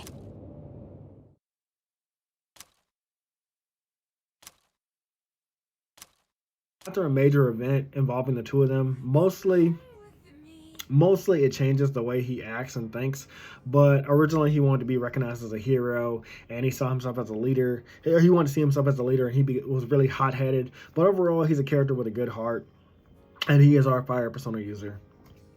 Junpei, you grew on me. I didn't like you in the beginning at first, but you grew on me. Sonata is the next character. He's our lightning persona user. He's a boxer with a heart of gold. At some point, his little sister died, and we don't get to see that happen. But he was unable to protect her. And I think Arigaki knows about it, or was there, or somehow had some relation to it, or knows about it. But I know they're best friends, him and Arigaki. However, now he wants to use his fist to protect everybody that's still around, that he still can. And I think that was like great, especially how that resolves. Next up is Missouri. She's a rich woman who's hilariously out of touch with the common things like ramen or shopping. Like at one point she mentions like, I've never gone shopping. My tailors usually dress me and put me in clothes. And I normally have the best chefs that cook all these great meals, but I never had ramen. It's so good. I loved it. It's played for laughs. It's not played like she thinks they're peasants or anything. It's just like she's just so out of touch with reality. Outside of Shuji and our main character, she is the acting leader and the Persona Ice user. Because her grandfather started the Kyoji project and that started the Dark Hour, that released these 12 shadows, and is bringing about the threat of Nyx, among the creation of Strega, which we'll get into, she feels personally responsible for ending the Dark Hour and stopping Nyx. Her social link is late into the game, so I don't know how that resolves or how it ends. It probably has to do with her, like, you know, just getting more accustomed to being, like, acting normal with normal people, because, again, she's rich. But that's not her fault. Next up, we have Arigaki. Do not get attached to this character. He is the girl from Final Fantasy VII, the game that I did not play, but I know everybody talks about. That one girl that, like, what's his name? Sephiroth kills, and, like, you can't do anything about it, but you, like, maxed her out the whole game. Yeah, he is that character. He's going to die no matter what you do. So don't bother armoring him up. Don't bother maxing out his ammo, anything like that. Just save your money. Though, do interact with him, because, again, just like with Ryoji, who you will eventually, well, you now know is Nyx if you play the game, or spoiler warning, Ryoji is Nyx / Pharaohs. Interact with Arigaki. He's a character who comes off looking like a thug and like has an attitude, but you learn like he has a good heart, he comes from a good place, and he loves to cook. And like I said, his interactions are great.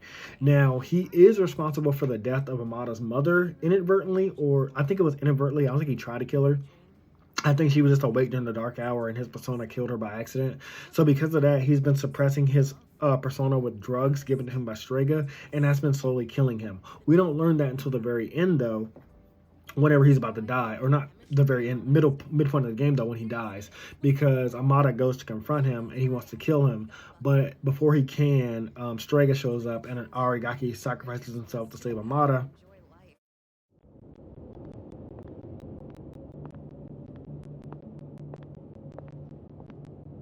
You came, just like we agreed. Do you know why I called you here? You probably have an idea, since you skipped the operation for it. 2 years ago today, on October 4th, that was the day my mom died here. They called it a car accident, but it wasn't. I saw the whole thing. I saw my mom get killed. You murdered her! Since then, not one good thing has happened. Just being alive is torture, and all I get from people is sympathy, no matter where I go. What's the point of living like this? I've even thought about killing myself. But I wouldn't be able to face Mom like that. That's why I vowed to live until I found her killer. You! I once heard you say you wanted to forget what you did on that day. So, when I realized it was a full moon today, I knew I had to confront you. Today, Mom is with me. I'll make you remember what you did to her. I'm gonna kill you! Do it. Oh, no one else is back yet? Man, I wonder why Sonata-san was acting so weird. Something about the date? What's so special about October 4th? October 4th. That's right. I was so focused on the operation that I didn't realize it. Today is the anniversary of the day Amada's mother was killed. She was killed? Yamagishi, I need you to locate Aragaki and Amada immediately. There's a good chance they'll be together. Akihiko must have already realized it. I'm on it. What's going on? Public records say that Amada's mother was killed in an accident, but in truth, we were the ones responsible for her death. What? It happened 2 years ago, when we were hunting down a shadow that appeared in the city. Aragaki had only just awakened his persona, and he lost control of it for a moment. We'd been so focused on the shadow, we hadn't accounted for any civilians in the area. Unfortunately, there was one casualty. It was Amada's mother. No way! Are you kidding me? Wait, so to Amada-kun, Aragaki-senpai is... I should have considered this when Amada volunteered to join us. It's possible that he... I found them! They're at Tatsumi Port Island! They're together. And I'm picking up someone else, too. Is it Akihiko? Wait. This is... No! It's Striga! Hey, isn't that a problem? This couldn't be worse! Senpai! Come on! We gotta follow her! Right! Do it. I won't stop you. You're right. I just wanted to forget. That's why I left everyone behind. And tried to use the drugs to suppress my power. But nothing I did could erase the memory. No matter what I do, I always end up back here. It's my fault. This is what I deserve. But I gotta give you a warning. A warning? You take my life, and you're gonna end up just like me. You better be prepared for that. What? Are you begging for your life? Even if all you have now is hatred, one day you'll regret it. Shut up! That's bullshit! I must say I agree. These are not his sins to bear. That is the nature of revenge. Is it not permissible to kill those who are themselves killers? That's right. What do you want? Losing one of our own has posed a slight challenge for us, but we cannot simply turn a blind eye to all the trouble you've caused.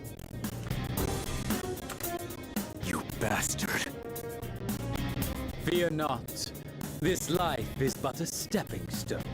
I shall deliver unto you both salvation. What'd you say? My, protecting your would-be murderer? Oh, but that's right. Whether or not to this boy's revenge, you are fated to die regardless.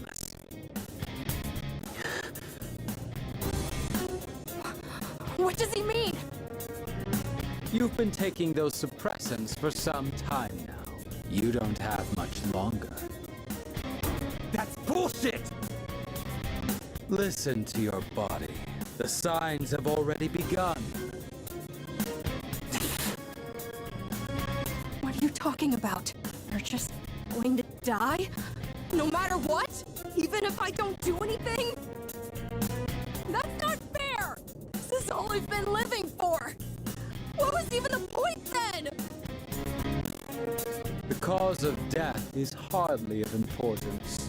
Besides, the breath of life is faint in you as well, child. You were planning to join him once the deed was done, were you not? Mara, what? This may be a bit ill-timed, but no matter. It matters not whose life I take first. You're both destined to perish anyway. Shut the fuck up!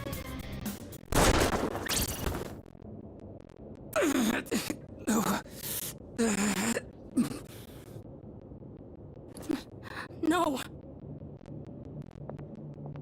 Now then, with what life you have left, answer me this. There is a navigator in your ranks similar to Chidori, is there not? You've been killing the shadows we wish to protect with startling efficiency before we can even arrive. Tell me, which one of you is it? If you don't expedite your answer, then this will hurt you more than it hurts me.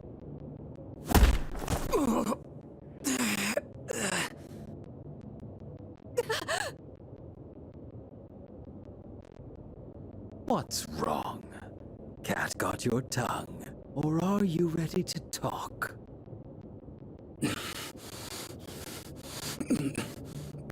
There's no one.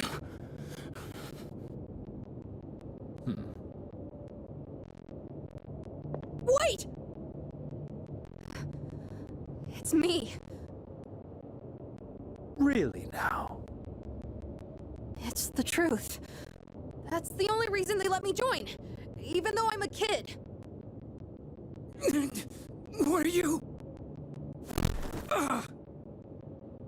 Quiet. I wasn't talking to you. It doesn't matter now. I'll never have my revenge. I don't have any reason to live. What's the point in fighting anymore? I see. So, you accept salvation.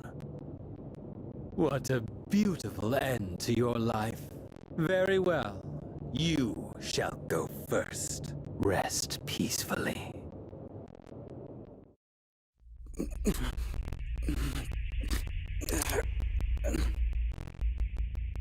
Mom.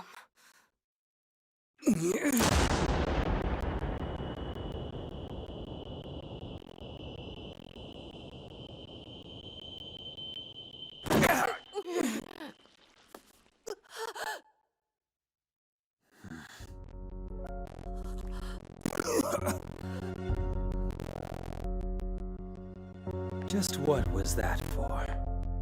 What reason could you possibly have to risk your life for this child? Shinji!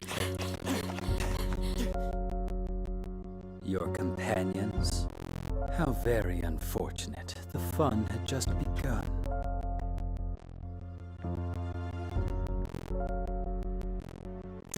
Shinji! Hang in there! Aragaki! Senpai! Aragaki-san!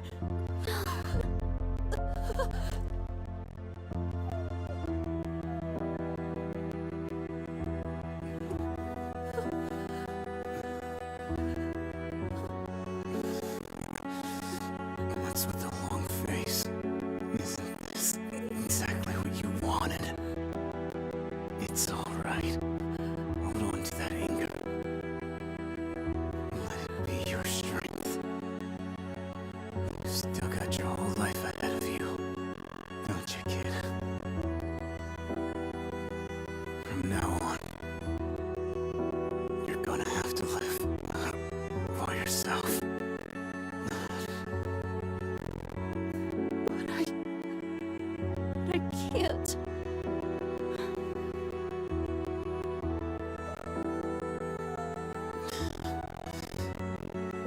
Okay. Look after him. I will. This is how it should be.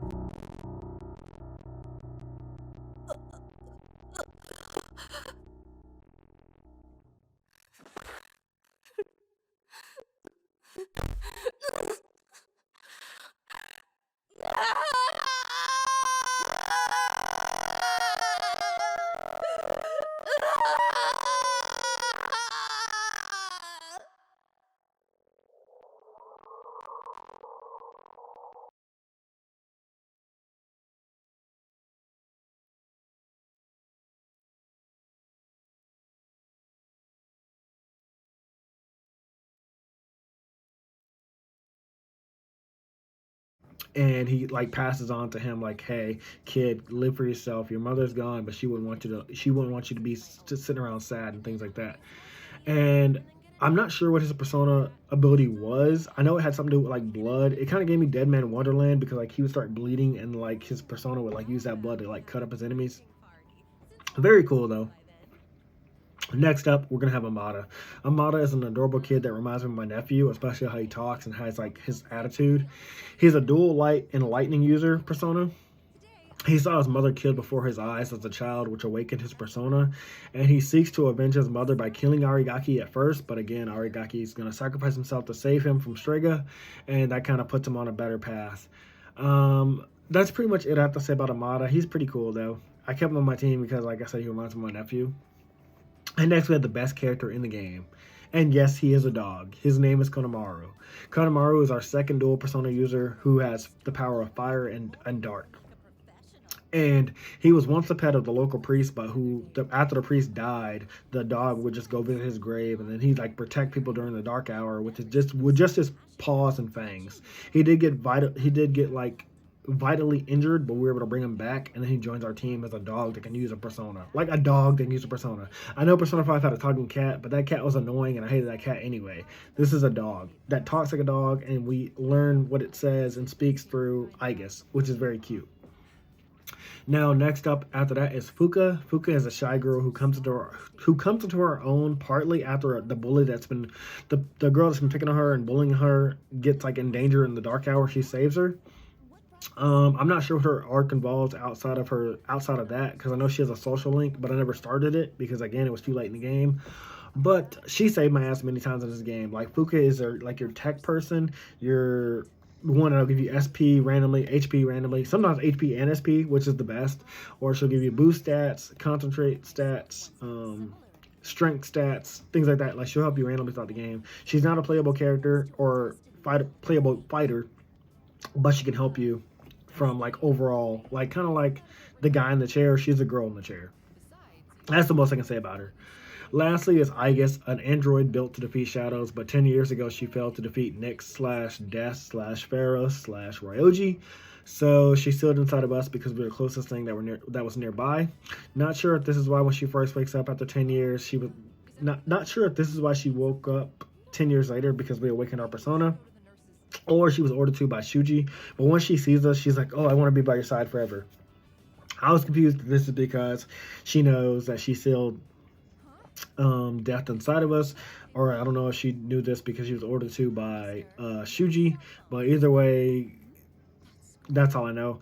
I know she has a social link towards the end of the game, and I'm assuming it's about her becoming more human, because that was like kind of her biggest gripe. She was like, oh, I don't know what it's like to be human. I don't know what it's like to like have feelings and cry. She does cry towards the end of the game, which is a scene we're going to play at the very end, but like I didn't know if that was like a part of her story, like was just like, I just want to be human and know what it feels like. But that's the end of our characters. Next, we're going to talk about Strega. So there's not many notes on Strega because there's only 3 characters, the 3 survivors. So again, these were the kids that were among those 100 orphans that died, and only 3 survived. So 97 orphans died after being forced by the Kyojo group to awaken their personas and then fight shadows. So Jin is first. Jin gives me Kabuto to Takai's Orochimaru. Takai is not literally Orochimaru, nor does he act anything like Orochimaru, but I swear at a pivotal point in the game, I thought he was going to say he was in love with Takai this whole time, and I would have been fine with that. Even if they're just 2 bad guys and they're going to die, I would have been fine if he said he loved him. Other than that, we learned the important backstory from him and why he and Chidori teamed up with Takaya, despite his insane plan to just basically like, I want to die, but I'm going to take the whole world down with me. I'm not sure if there's anything else to say about Jin. Like, he always has a briefcase with him. I know his persona can like see your weakness, and then he can like attack you with that. So that was pretty cool. That kind of made a cool fight, but I took him down pretty easy. So Jin ain't nothing to talk about, at least challenge-wise. Chidori, I wasn't really attached to her when she first showed up. She has a cool design. She kind of gives me like the goth girl from One Piece, the hollow girl. Anyways, she falls in love with the womanizer Junpei, and she kind of like changes his heart because he's the first person to ever show her compassion and care for her, and it kind of scares her because she's never felt like that about anybody, or never had nobody feel that way about her, or never had butterflies in her stomach. But yeah, they have a very touching moment, especially what happens. I'm not gonna ruin that scene, but I recommend I'll probably play the scene, but I recommend you play it yourselves and see. And lastly is the most interesting villain in the game, Takaya. Takaya, I love his design. I love his speeches. He formed Strega after being the only one of the 3 survivors, and he kind of taught his friends like, "Hey, we were meant to survive because I'm the prince, and I'm gonna bring forth Nyx, and Nyx will basically take us to the afterlife, and we'll all get to be free. We'll be free from this like hell of like worrying and doubt and judgment." He makes it sound like dying is a great thing. Not that it is. It never will be. And despite, like he says, like, you should have, why are you fighting death? It's inevitable. Like, we're all born and we're all going to die. That's 2 things that are for sure. We're going to be born and we're going to die at some point. It's only a matter of when. He's like, Nyx is just assuring us when it's going to happen. Nyx is like telling you like, hey, I'm coming and you don't have to worry about anything anymore. That's kind of where he's at. But what I actually thought was going to be his reveal was that he's like a living persona, like maybe like a shadow that like took on human form and gained consciousness. But that I guess that would be Nyx. So I guess that's why he didn't take that. But I thought that's where it was going. Either way, Takaya is like a very great villain. I love Takaya. And so now we'll go into the pros and cons of each social link. So again, the most important thing in the game is forming bonds and forming social links with other characters in the game and forming those friendships so that they can help you in the end of the game. So I'm going to talk about the pros and cons of each one. If they're a con, I'm going to say that first, and then if they're a pro, I'll say that first, and then if they're like I ain't really give a shit, that's what I'm going to say for that. First con is Kenji. Now this goes back to the problem I said about people wanting the option of like somebody being gay or forced to have same-sex relationships. You're not being forced, because what you are being forced is to have relationship with every woman that shows up. Like, you have to choose your dialogue carefully, because you just spam through the game, you're gonna end up dating every girl in the game. And I did that originally in Persona 5, and there was like a bad ending for that. Or like, not a bad ending, there was like on Valentine's Day, all the girls like slap you because they're fighting over you. It's pretty funny, even if it's 2 girls, I'll fight over you and slap you. Well, like, he's trying to date a teacher. That's his whole arc. Now, what I thought was going to happen is that he was going to try to date this teacher, tell her he loved her, and she'd reject him, or he'd like have it in his head that she wanted to be with him, because he's like, she at one point says like, I want to tutor you after school, and he's like, oh, this is so we can have alone time. And I thought the whole arc with him was going to be like, oh, it's all in his head. No, the teacher was actually in love with him too, and they were going to like move and live together. But because they got caught and found out, the teacher kind of got scared and ran away, and she fell in love with another person that was her same age, and she got married to him. But are you trying to say Persona 3, like, if they didn't get caught, she would have been with him, and that would have been his happy ending? Because that's weird, because he's a student and she's a teacher. So again, that's what I mean. Like, you're not gonna have a problem if you're gonna have a problem with like same-sex relationships in Persona. You have to have a problem with these teacher-student relationships as well, because it's weird. But yeah, I would get his story arc like it's all in his head. And then he finds a girl like his age or in his class, and then the teacher is like, oh, what the hell? You thought I was in love with you? What the hell's wrong with you? I did that. So that's why that's a con, because that storyline was very stupid. And again, stop trying to normalize student-teacher relationships or adult teenage relationships. Stop trying to do that. They do it on TV too much. Pretty Little Liars. Y'all know the shows. A bunch of movies. They all do that. Stop it. A pro is Hidetoshi. So this guy starts out like a stick in the ass, a stick in the mud, kind of like follow the rules kind of guy. He wants all his peers to like him, but he's like always enforcing rules and always like being on their ass and hassling them about it. And his peers think he's scum. They're like, dude, we hate you. You're annoying. This overall gets him like kind of sad, but over the course of his arc, he learns to like relax and, be more like open to like not rule breaking, but like kind of like, hey, we can bend the rules sometimes. And his ultimate plan is to become a teacher to like help shape the future students, things like that. Like, he's like, that's the best way I can influence the next generation. And he's like, and it helps the peers around him loosen up. And I thought it was like, he basically like stops trying to be an overachiever and class president. I thought it was like class leader, class student counselor, whatever it might have been not class president, because the class president is Mitsuri. I think he's like the class student council or whatever. He was trying to do that, but he eventually gives it up. He's like, I want people to like me, but not for the wrong reasons, and not for like hating me. her being like a stick in the mud. So I kind of like this story. I thought it was pretty good. Another pro is the elderly couple. So after their son passed away, the school planted a tree, or there was like a seed. He was either growing a fruit or something, but like there was like seed that was planted, and it grew a tree in his honor, a persimmon tree, and that tree was one day going to bear fruit. And the parents, the elderly couple, were excited to see that fruit. Well, the school was planning on expanding, but to expand the school, they had to cut down that tree. And the elderly couple at first is like fighting it. They're like, oh, we can't let that happen. That's like killing our son all over again. But over the course of their story and talking to us, they learned to accept like, hey, our son passed away. And ironically, our son was a teacher, and he would want the school to improve, and he'd want the school to grow so that new students and teachers could come there and learn and teach. And I thought that was a great resolve to their story. Like, they like accept like, hey, our son's gone. But ultimately, they do plan to move the persimmon tree to like a higher mountain that overlooks the school. And so they're like, oh, it'll be like our son's watching over the school. But like, they've already accepted like their son's gone. And I thought that was pretty great. Another pro is Kazushi. This would have been my first love interest. So he's our first track rival in the game who injured his knee from running so hard.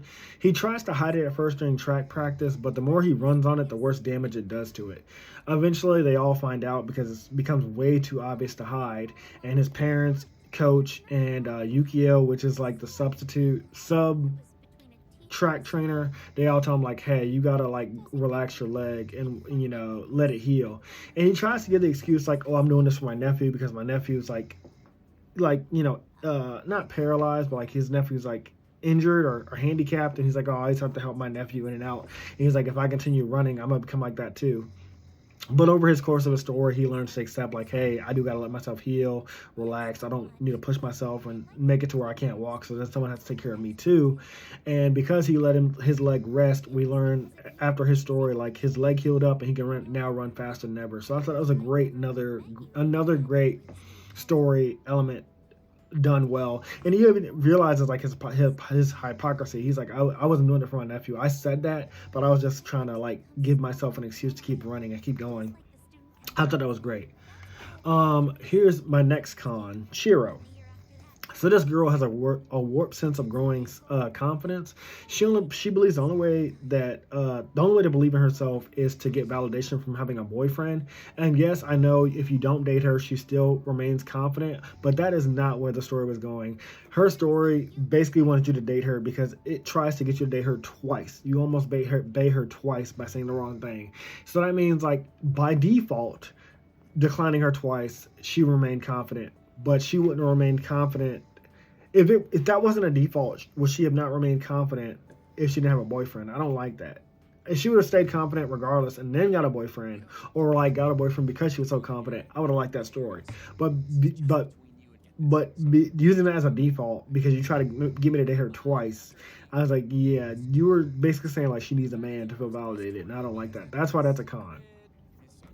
Next one is another con. It's Maya. It's a student-teacher relationship, which I already talked about with Kenji, which should have been like in his head. I don't like it. She tries to force us. The game tries to force this on us again. You can deny this one as well, and she becomes more confident in herself, just like Chiro. But when it's all over and you reach the final climax of the game and you meet her again, she's like, hey, we should go to dinner sometime. I mean, come on. I've already told her no twice. Why are you trying to like even post story trying to get me to go on a date with the teacher and I'm a student? Stop trying to normalize it. Like I said, it's gross. Another pro is Kizuki. So he's torn between his love of being a painter or following his family's like business, which is becoming a doctor. This story definitely had a lot of passion in it, especially like how you see it go throughout the game. I love the resolve he has in it and how he comes to his own conclusion and choice without his father or without us. Like, we kind of like tell him like, hey, choose what you want to do, and he does. And you'll see that often in his arc. So that one was a great pro. I'm gonna call it a max pro because it was very good. Yukio, that's all I can say. I wasn't really drawn to her story. I wasn't really against her story. It was just like The next one is Makio. I'm in here too, but for a good reason.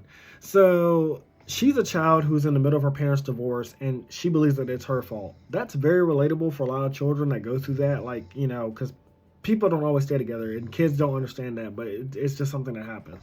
Nothing our character though says nothing our character says seems to be helpful, or like, for example, like at one point she talks about running away, and we have no reaction. And there's another point where she talks about her father hitting her, and we have no reaction. We're just like, okay. I'm like, that's kind of a weird thing to like not give us a proper dialogue to say to that. Like, oh my God, are you okay, or something like that. Because we just have no reaction. The way it ends is fine. She ends up like having to shoot on her mom and dad. She chooses her mom, and we hear from her dad like she ended up like happy and has a lot of friends, and she's like very happy. But like the random abuse part seemed kind of weird to just gloss over, in my opinion. So that's why that one was an ant to me, because I want to call it a con, but I didn't want to call it a pro because of the abuse part. If it didn't have the abuse, it would have been a pro. Next pro is President Tanaka. Now he's a sleaze rich man who sells you shit that you don't need. So pretty much everything that it's like things we want but things we don't need. So that's basically everybody. But his arc's interesting to me because as a kid we learned like he was a poor kid who went to school with like wearing the same clothes, holes in his shoes, like probably smelling. And one day he just worked really hard. He worked his way to the top of the business, and now he's basically essentially rich, or like the richest man on earth, or in that town. And because of us, he has like a slight change of heart. He talks about like giving money to charity. I don't know if he actually does it, because like towards the end of the game you hear like a news broadcast where he's like basically like, later fuckers. So I thought that was kind of funny. But he's one of our only 2 night exclusive events, or night exclusive social links, but I still thought the story was great. The next pro is Mutatsu. He's a drunk monk, and he's down on his luck. This one can go by really fast, and it's really easy to max out. But he lost his wife and his child due to his lifestyle, but he seeks redemption through us and like going to find them one day. It was a great storyline, and I love the resolve at the end. It's one of the only 2 available at night, but we find out in the end he did find his father. I mean, he did find his wife, he did find his son. Him and his wife fell in love all over again, and him and his son are building their relationship up again. I thought that was great. Very pro max for that one too. My second to last pro max is Mamoru. So this would have been my number 1 relationship potential. So our track rival, first of all, he's very handsome. It's said that he's the fastest around, and he's torn between wanting to remain the best runner at track or taking care of his family, because either his dad died or his dad left when he was a child, and it like left his mom behind with his siblings. Like they're all struggling. His mom's working like 3 jobs, and then like, you know, Mamoru between like track is like taking care of his siblings and going to work. But eventually like he learns he has to quit track and get a job to help his mother, because his mother ends up in the hospital. That part hit me very sad, because I thought she was going to die, but luckily she doesn't, because it ends great. The way it resolves is he does move away and gets another job, but his mother recovers out of the hospital. She's getting better, and like he has family and friends coming over to take care of the siblings that he has while he's out there working. And since he loves track, he found like his coworkers like to run up these mountains and stuff like that, so he does that for like on the side. So that was a great resolve, and that's why I give it a max pro for him, Mamoru. The last con is Mamoru, the Gormit King. I might have mixed their names up. But anyways, whoever the Gormit King was, he is a con for me, because he basically was jealous of his dead twin brother, and he eats himself to death. And then he tries to trick younger minds into paying him to join a cult. His arc was meh. And this was the first time I got a reversal. I'm not sure if the reversal was like to introduce that reversal mechanic, or because that was story-wise, or because I actually said some dialogue against him. But it did flip around back in the same arc or same link that I had got the reversal. But yeah, I didn't like his arc at all. I thought it was kind of weird and stupid, especially the whole cult joining thing, because it doesn't really get resolved that well. And the last Pro Max is Nozumi. Now this one I do recommend playing for yourself and finding out what happens, because he's a young man. He's only 20, but he's dying of a disease that he has since he was born. And he does die. But before he dies, he wants to write a book that like we've inspired him to write. It's about an alligator and a little bird. And again, I'm not going to spoil it because I want you to see it, but the way it resolves is great. I loved it, and I recommend you check it out. So now let's talk about the ending of the game and overall thoughts. Overall thoughts of Persona 3 Reloaded, it's definitely a great game. Again, if you have never played a Persona game, I recommend you do it. It's one of those RPGs where like it's not like Final Fantasy, it's not like Paper Mario, because again, this you're mostly focused on the social links. There is a battle mechanic, but like that mechanic is only for like leveling up. Like you can go to Tartarus, get to like a certain level, and then just, you know, don't go back to Tartarus and focus on your social links, especially the ones at night, especially during the day. Because you can go to Tartarus, you can probably do that like twice a week. The first time, get to the border that you can get to, and then, you know, you'll have that. And then the second day, just go back through it again, fight some enemies to keep leveling up. But other than that, like, it's mostly about the dialogue, social links, friendships, and the story second. Because there is a story, like I said, the story is about Nyx and the fall, apathy syndrome, the Kyoji Project, the 100 Orphans, Strega. There is a story. But it just kind of takes a back seat to these social links and social stats. And that's just the Persona series as far as I can tell.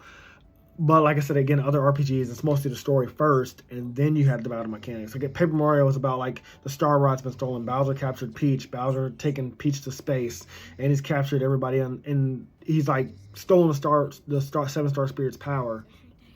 That's all about the story with battle mechanics mixed in, with other side stories mixed in, subplots mixed in, where you say the villagers and interact with other characters. But that's focused on story. It's not about building a relationship with Bombetta. It's not about building a relationship with Gumbario. It's not about building a relationship with Cooper, which I wouldn't mind if it was. Thousand Year Door's not even like that. And we're going to talk about Thousand Year Door when Thousand Year Door comes out. I am excited to talk about that. Now, I'm waiting for the Switch version to come out so I can replay it all again over again, and we can talk about it. It'll probably be a 5-hour video like Paper Mario 1. That won't be fully in depth. This one, not so much. Overall, again, I did like all the Persona boss fights. I liked all the characters on our team. I liked the members of Strega. Jin, because I thought he was in love with Takaya, and I still think he is. Takaya, because he's a great villain. Chidori, because her relationship with Junpei. Kanemaru, I loved him. Amada and Arigaki's relationship, loved that. Arigaki inadvertently killed Amada's mother. Amada wanted to avenge her by killing Arigaki and then killing himself. I don't know if I mentioned that. Amada was going to kill himself, but because Arigaki sacrificed himself to save Amada from Strega, and basically told him like, hey, keep living for your mom, keep living for you, keep going. She'd want better for you. I thought that was great. Cons, I'm not going to play this ever again because, again, there's too much fluff. Even though I know what to do now, especially saving the elderly couple and Gormit King for days that you have nothing else to do. And then Sundays at night focus on the telegram person, news guy, and the monk. And then Sundays focus on Maya or the dying man. Recommend those. But other than that, yeah, there's too much fluff in this game for me to call it fun. Too much downtime, and again, the late game social links, I'll probably just look up what happens. But overall, I was impressed with the story. I love Persona 3 Reload. I love Persona 5 Royale, which is the best version. If you play either of these games, play Persona 3 Reload, play Persona 5 Royale. I'm assuming Persona 4 Golden. Again, I've only listened to anime, thanks to my friend Silver, but I've never played Persona 4 Golden. I never played Persona 1 or 2. I probably would if they ever make remakes, and if there is a remakes, I need them on PS5 or something like that, or give me a collection and I'll play them. Kind of like how we got Kingdom Hearts, so I know it can be done. But yeah, that's pretty much it. I don't want to make this outro too long because I'm already seeing it at 4 minutes. Overall, though, great game. Just do not recommend 2 playthroughs. Recommend 1 playthrough, and I recommend it with a guidebook. Play with a guidebook. I know you want to play it by yourself. I know you don't want to have hints, but the whole point of this game is building relationships, and you do not want to waste time hearing, I don't think my relationship will grow past here. So, yeah, you don't want to hear that. Anyways, let's go ahead and play the ending of Persona 3 Royale, and I'll see you guys in the next video. Bye. The time to part has finally come.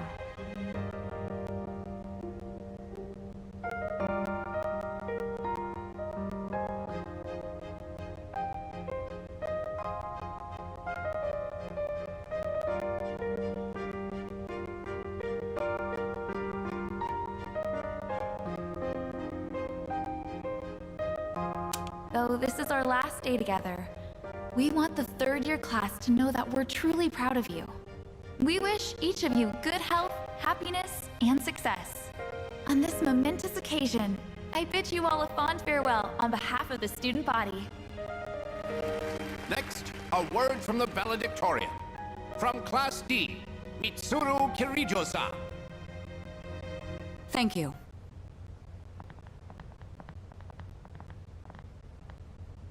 This past year, I accepted an important responsibility as Student Council President. When I first addressed you from this podium, I spoke to you all about seizing opportunity while you had the chance. It must have been fate that intervened and gave me an important reminder of this. As many of you know, my father He unexpectedly passed away due to sudden illness. Sudden illness? Wow, that's rare. I've never heard her stumble in a speech before. It's a big day. It must be tough to talk about her father.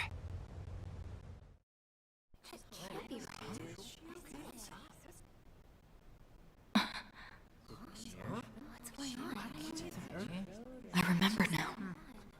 That's right. After my father died, there was a time I lost motivation to live my life. Am I forgetting something? Sonata-senpai? What are you doing? Kuromaru! But no longer. I shall honor my father's will. I won't run from the future. I'll face it head on. Not a single doubt remains in my mind. And the reason... Our promise! Mitsuru. That's right! It's because I have forged such wonderful friendships. And we swore that we would never lose hope, no matter what the future may bring.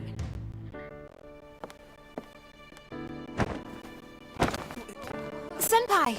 We remembered him, and Aegis! Yes, I did as well. Let's go. They're waiting.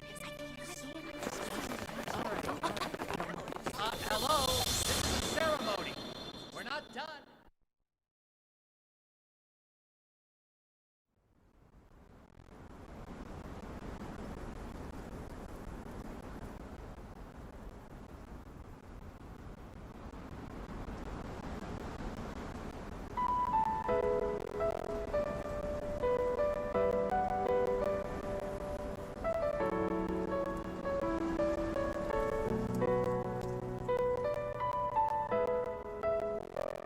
The wind.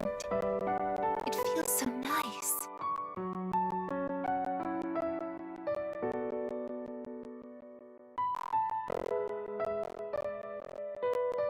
I admit, I'm finally noticing the beauty of spring. It's wonderful.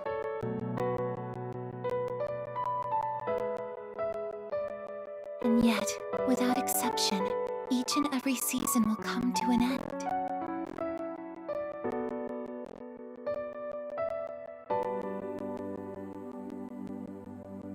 We fought side by side. We faced the world's end.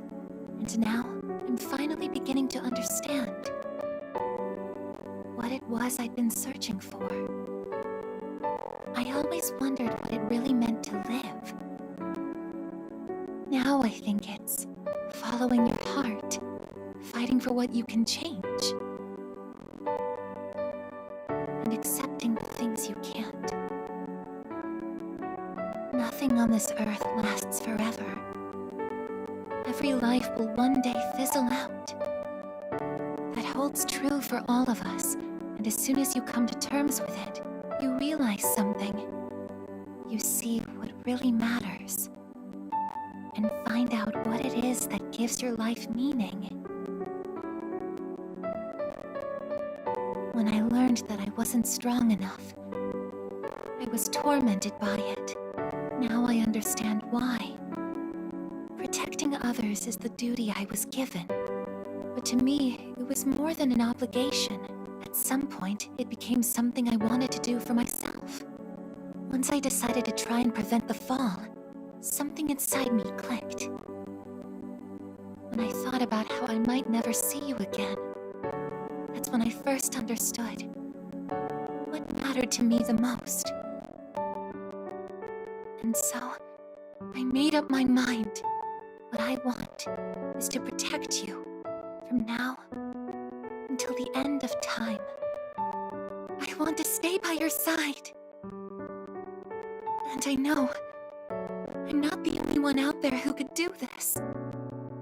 But still, I want to. Because I'm positive. If I do it for you, then nothing's a waste. My life will have meaning. So, thank you.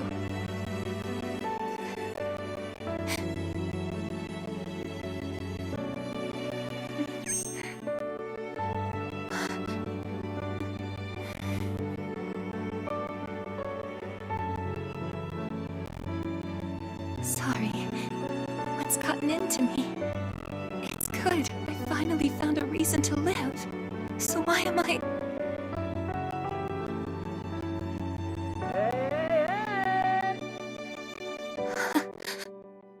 They're here. I see it now. I have friends. We support each other through thick and thin. Not everything needs to be for some greater purpose. Just caring about someone can be enough. That's all we need to give our lives meaning. As for me, I found my path. And that's to protect you with my life.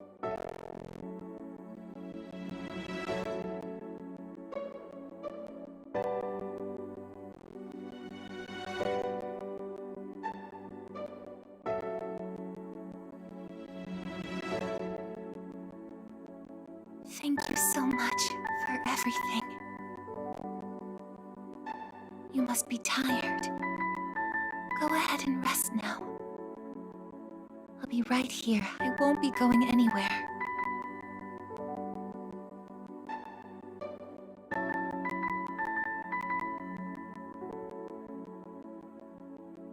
In a moment, the others will be joining us.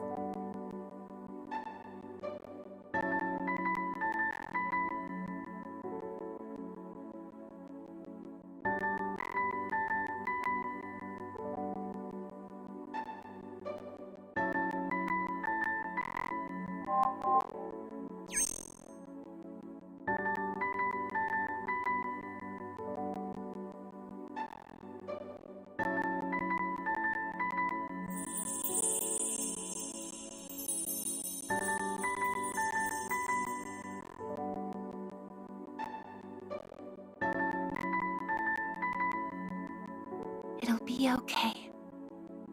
I'm right by your side, here to protect you forevermore.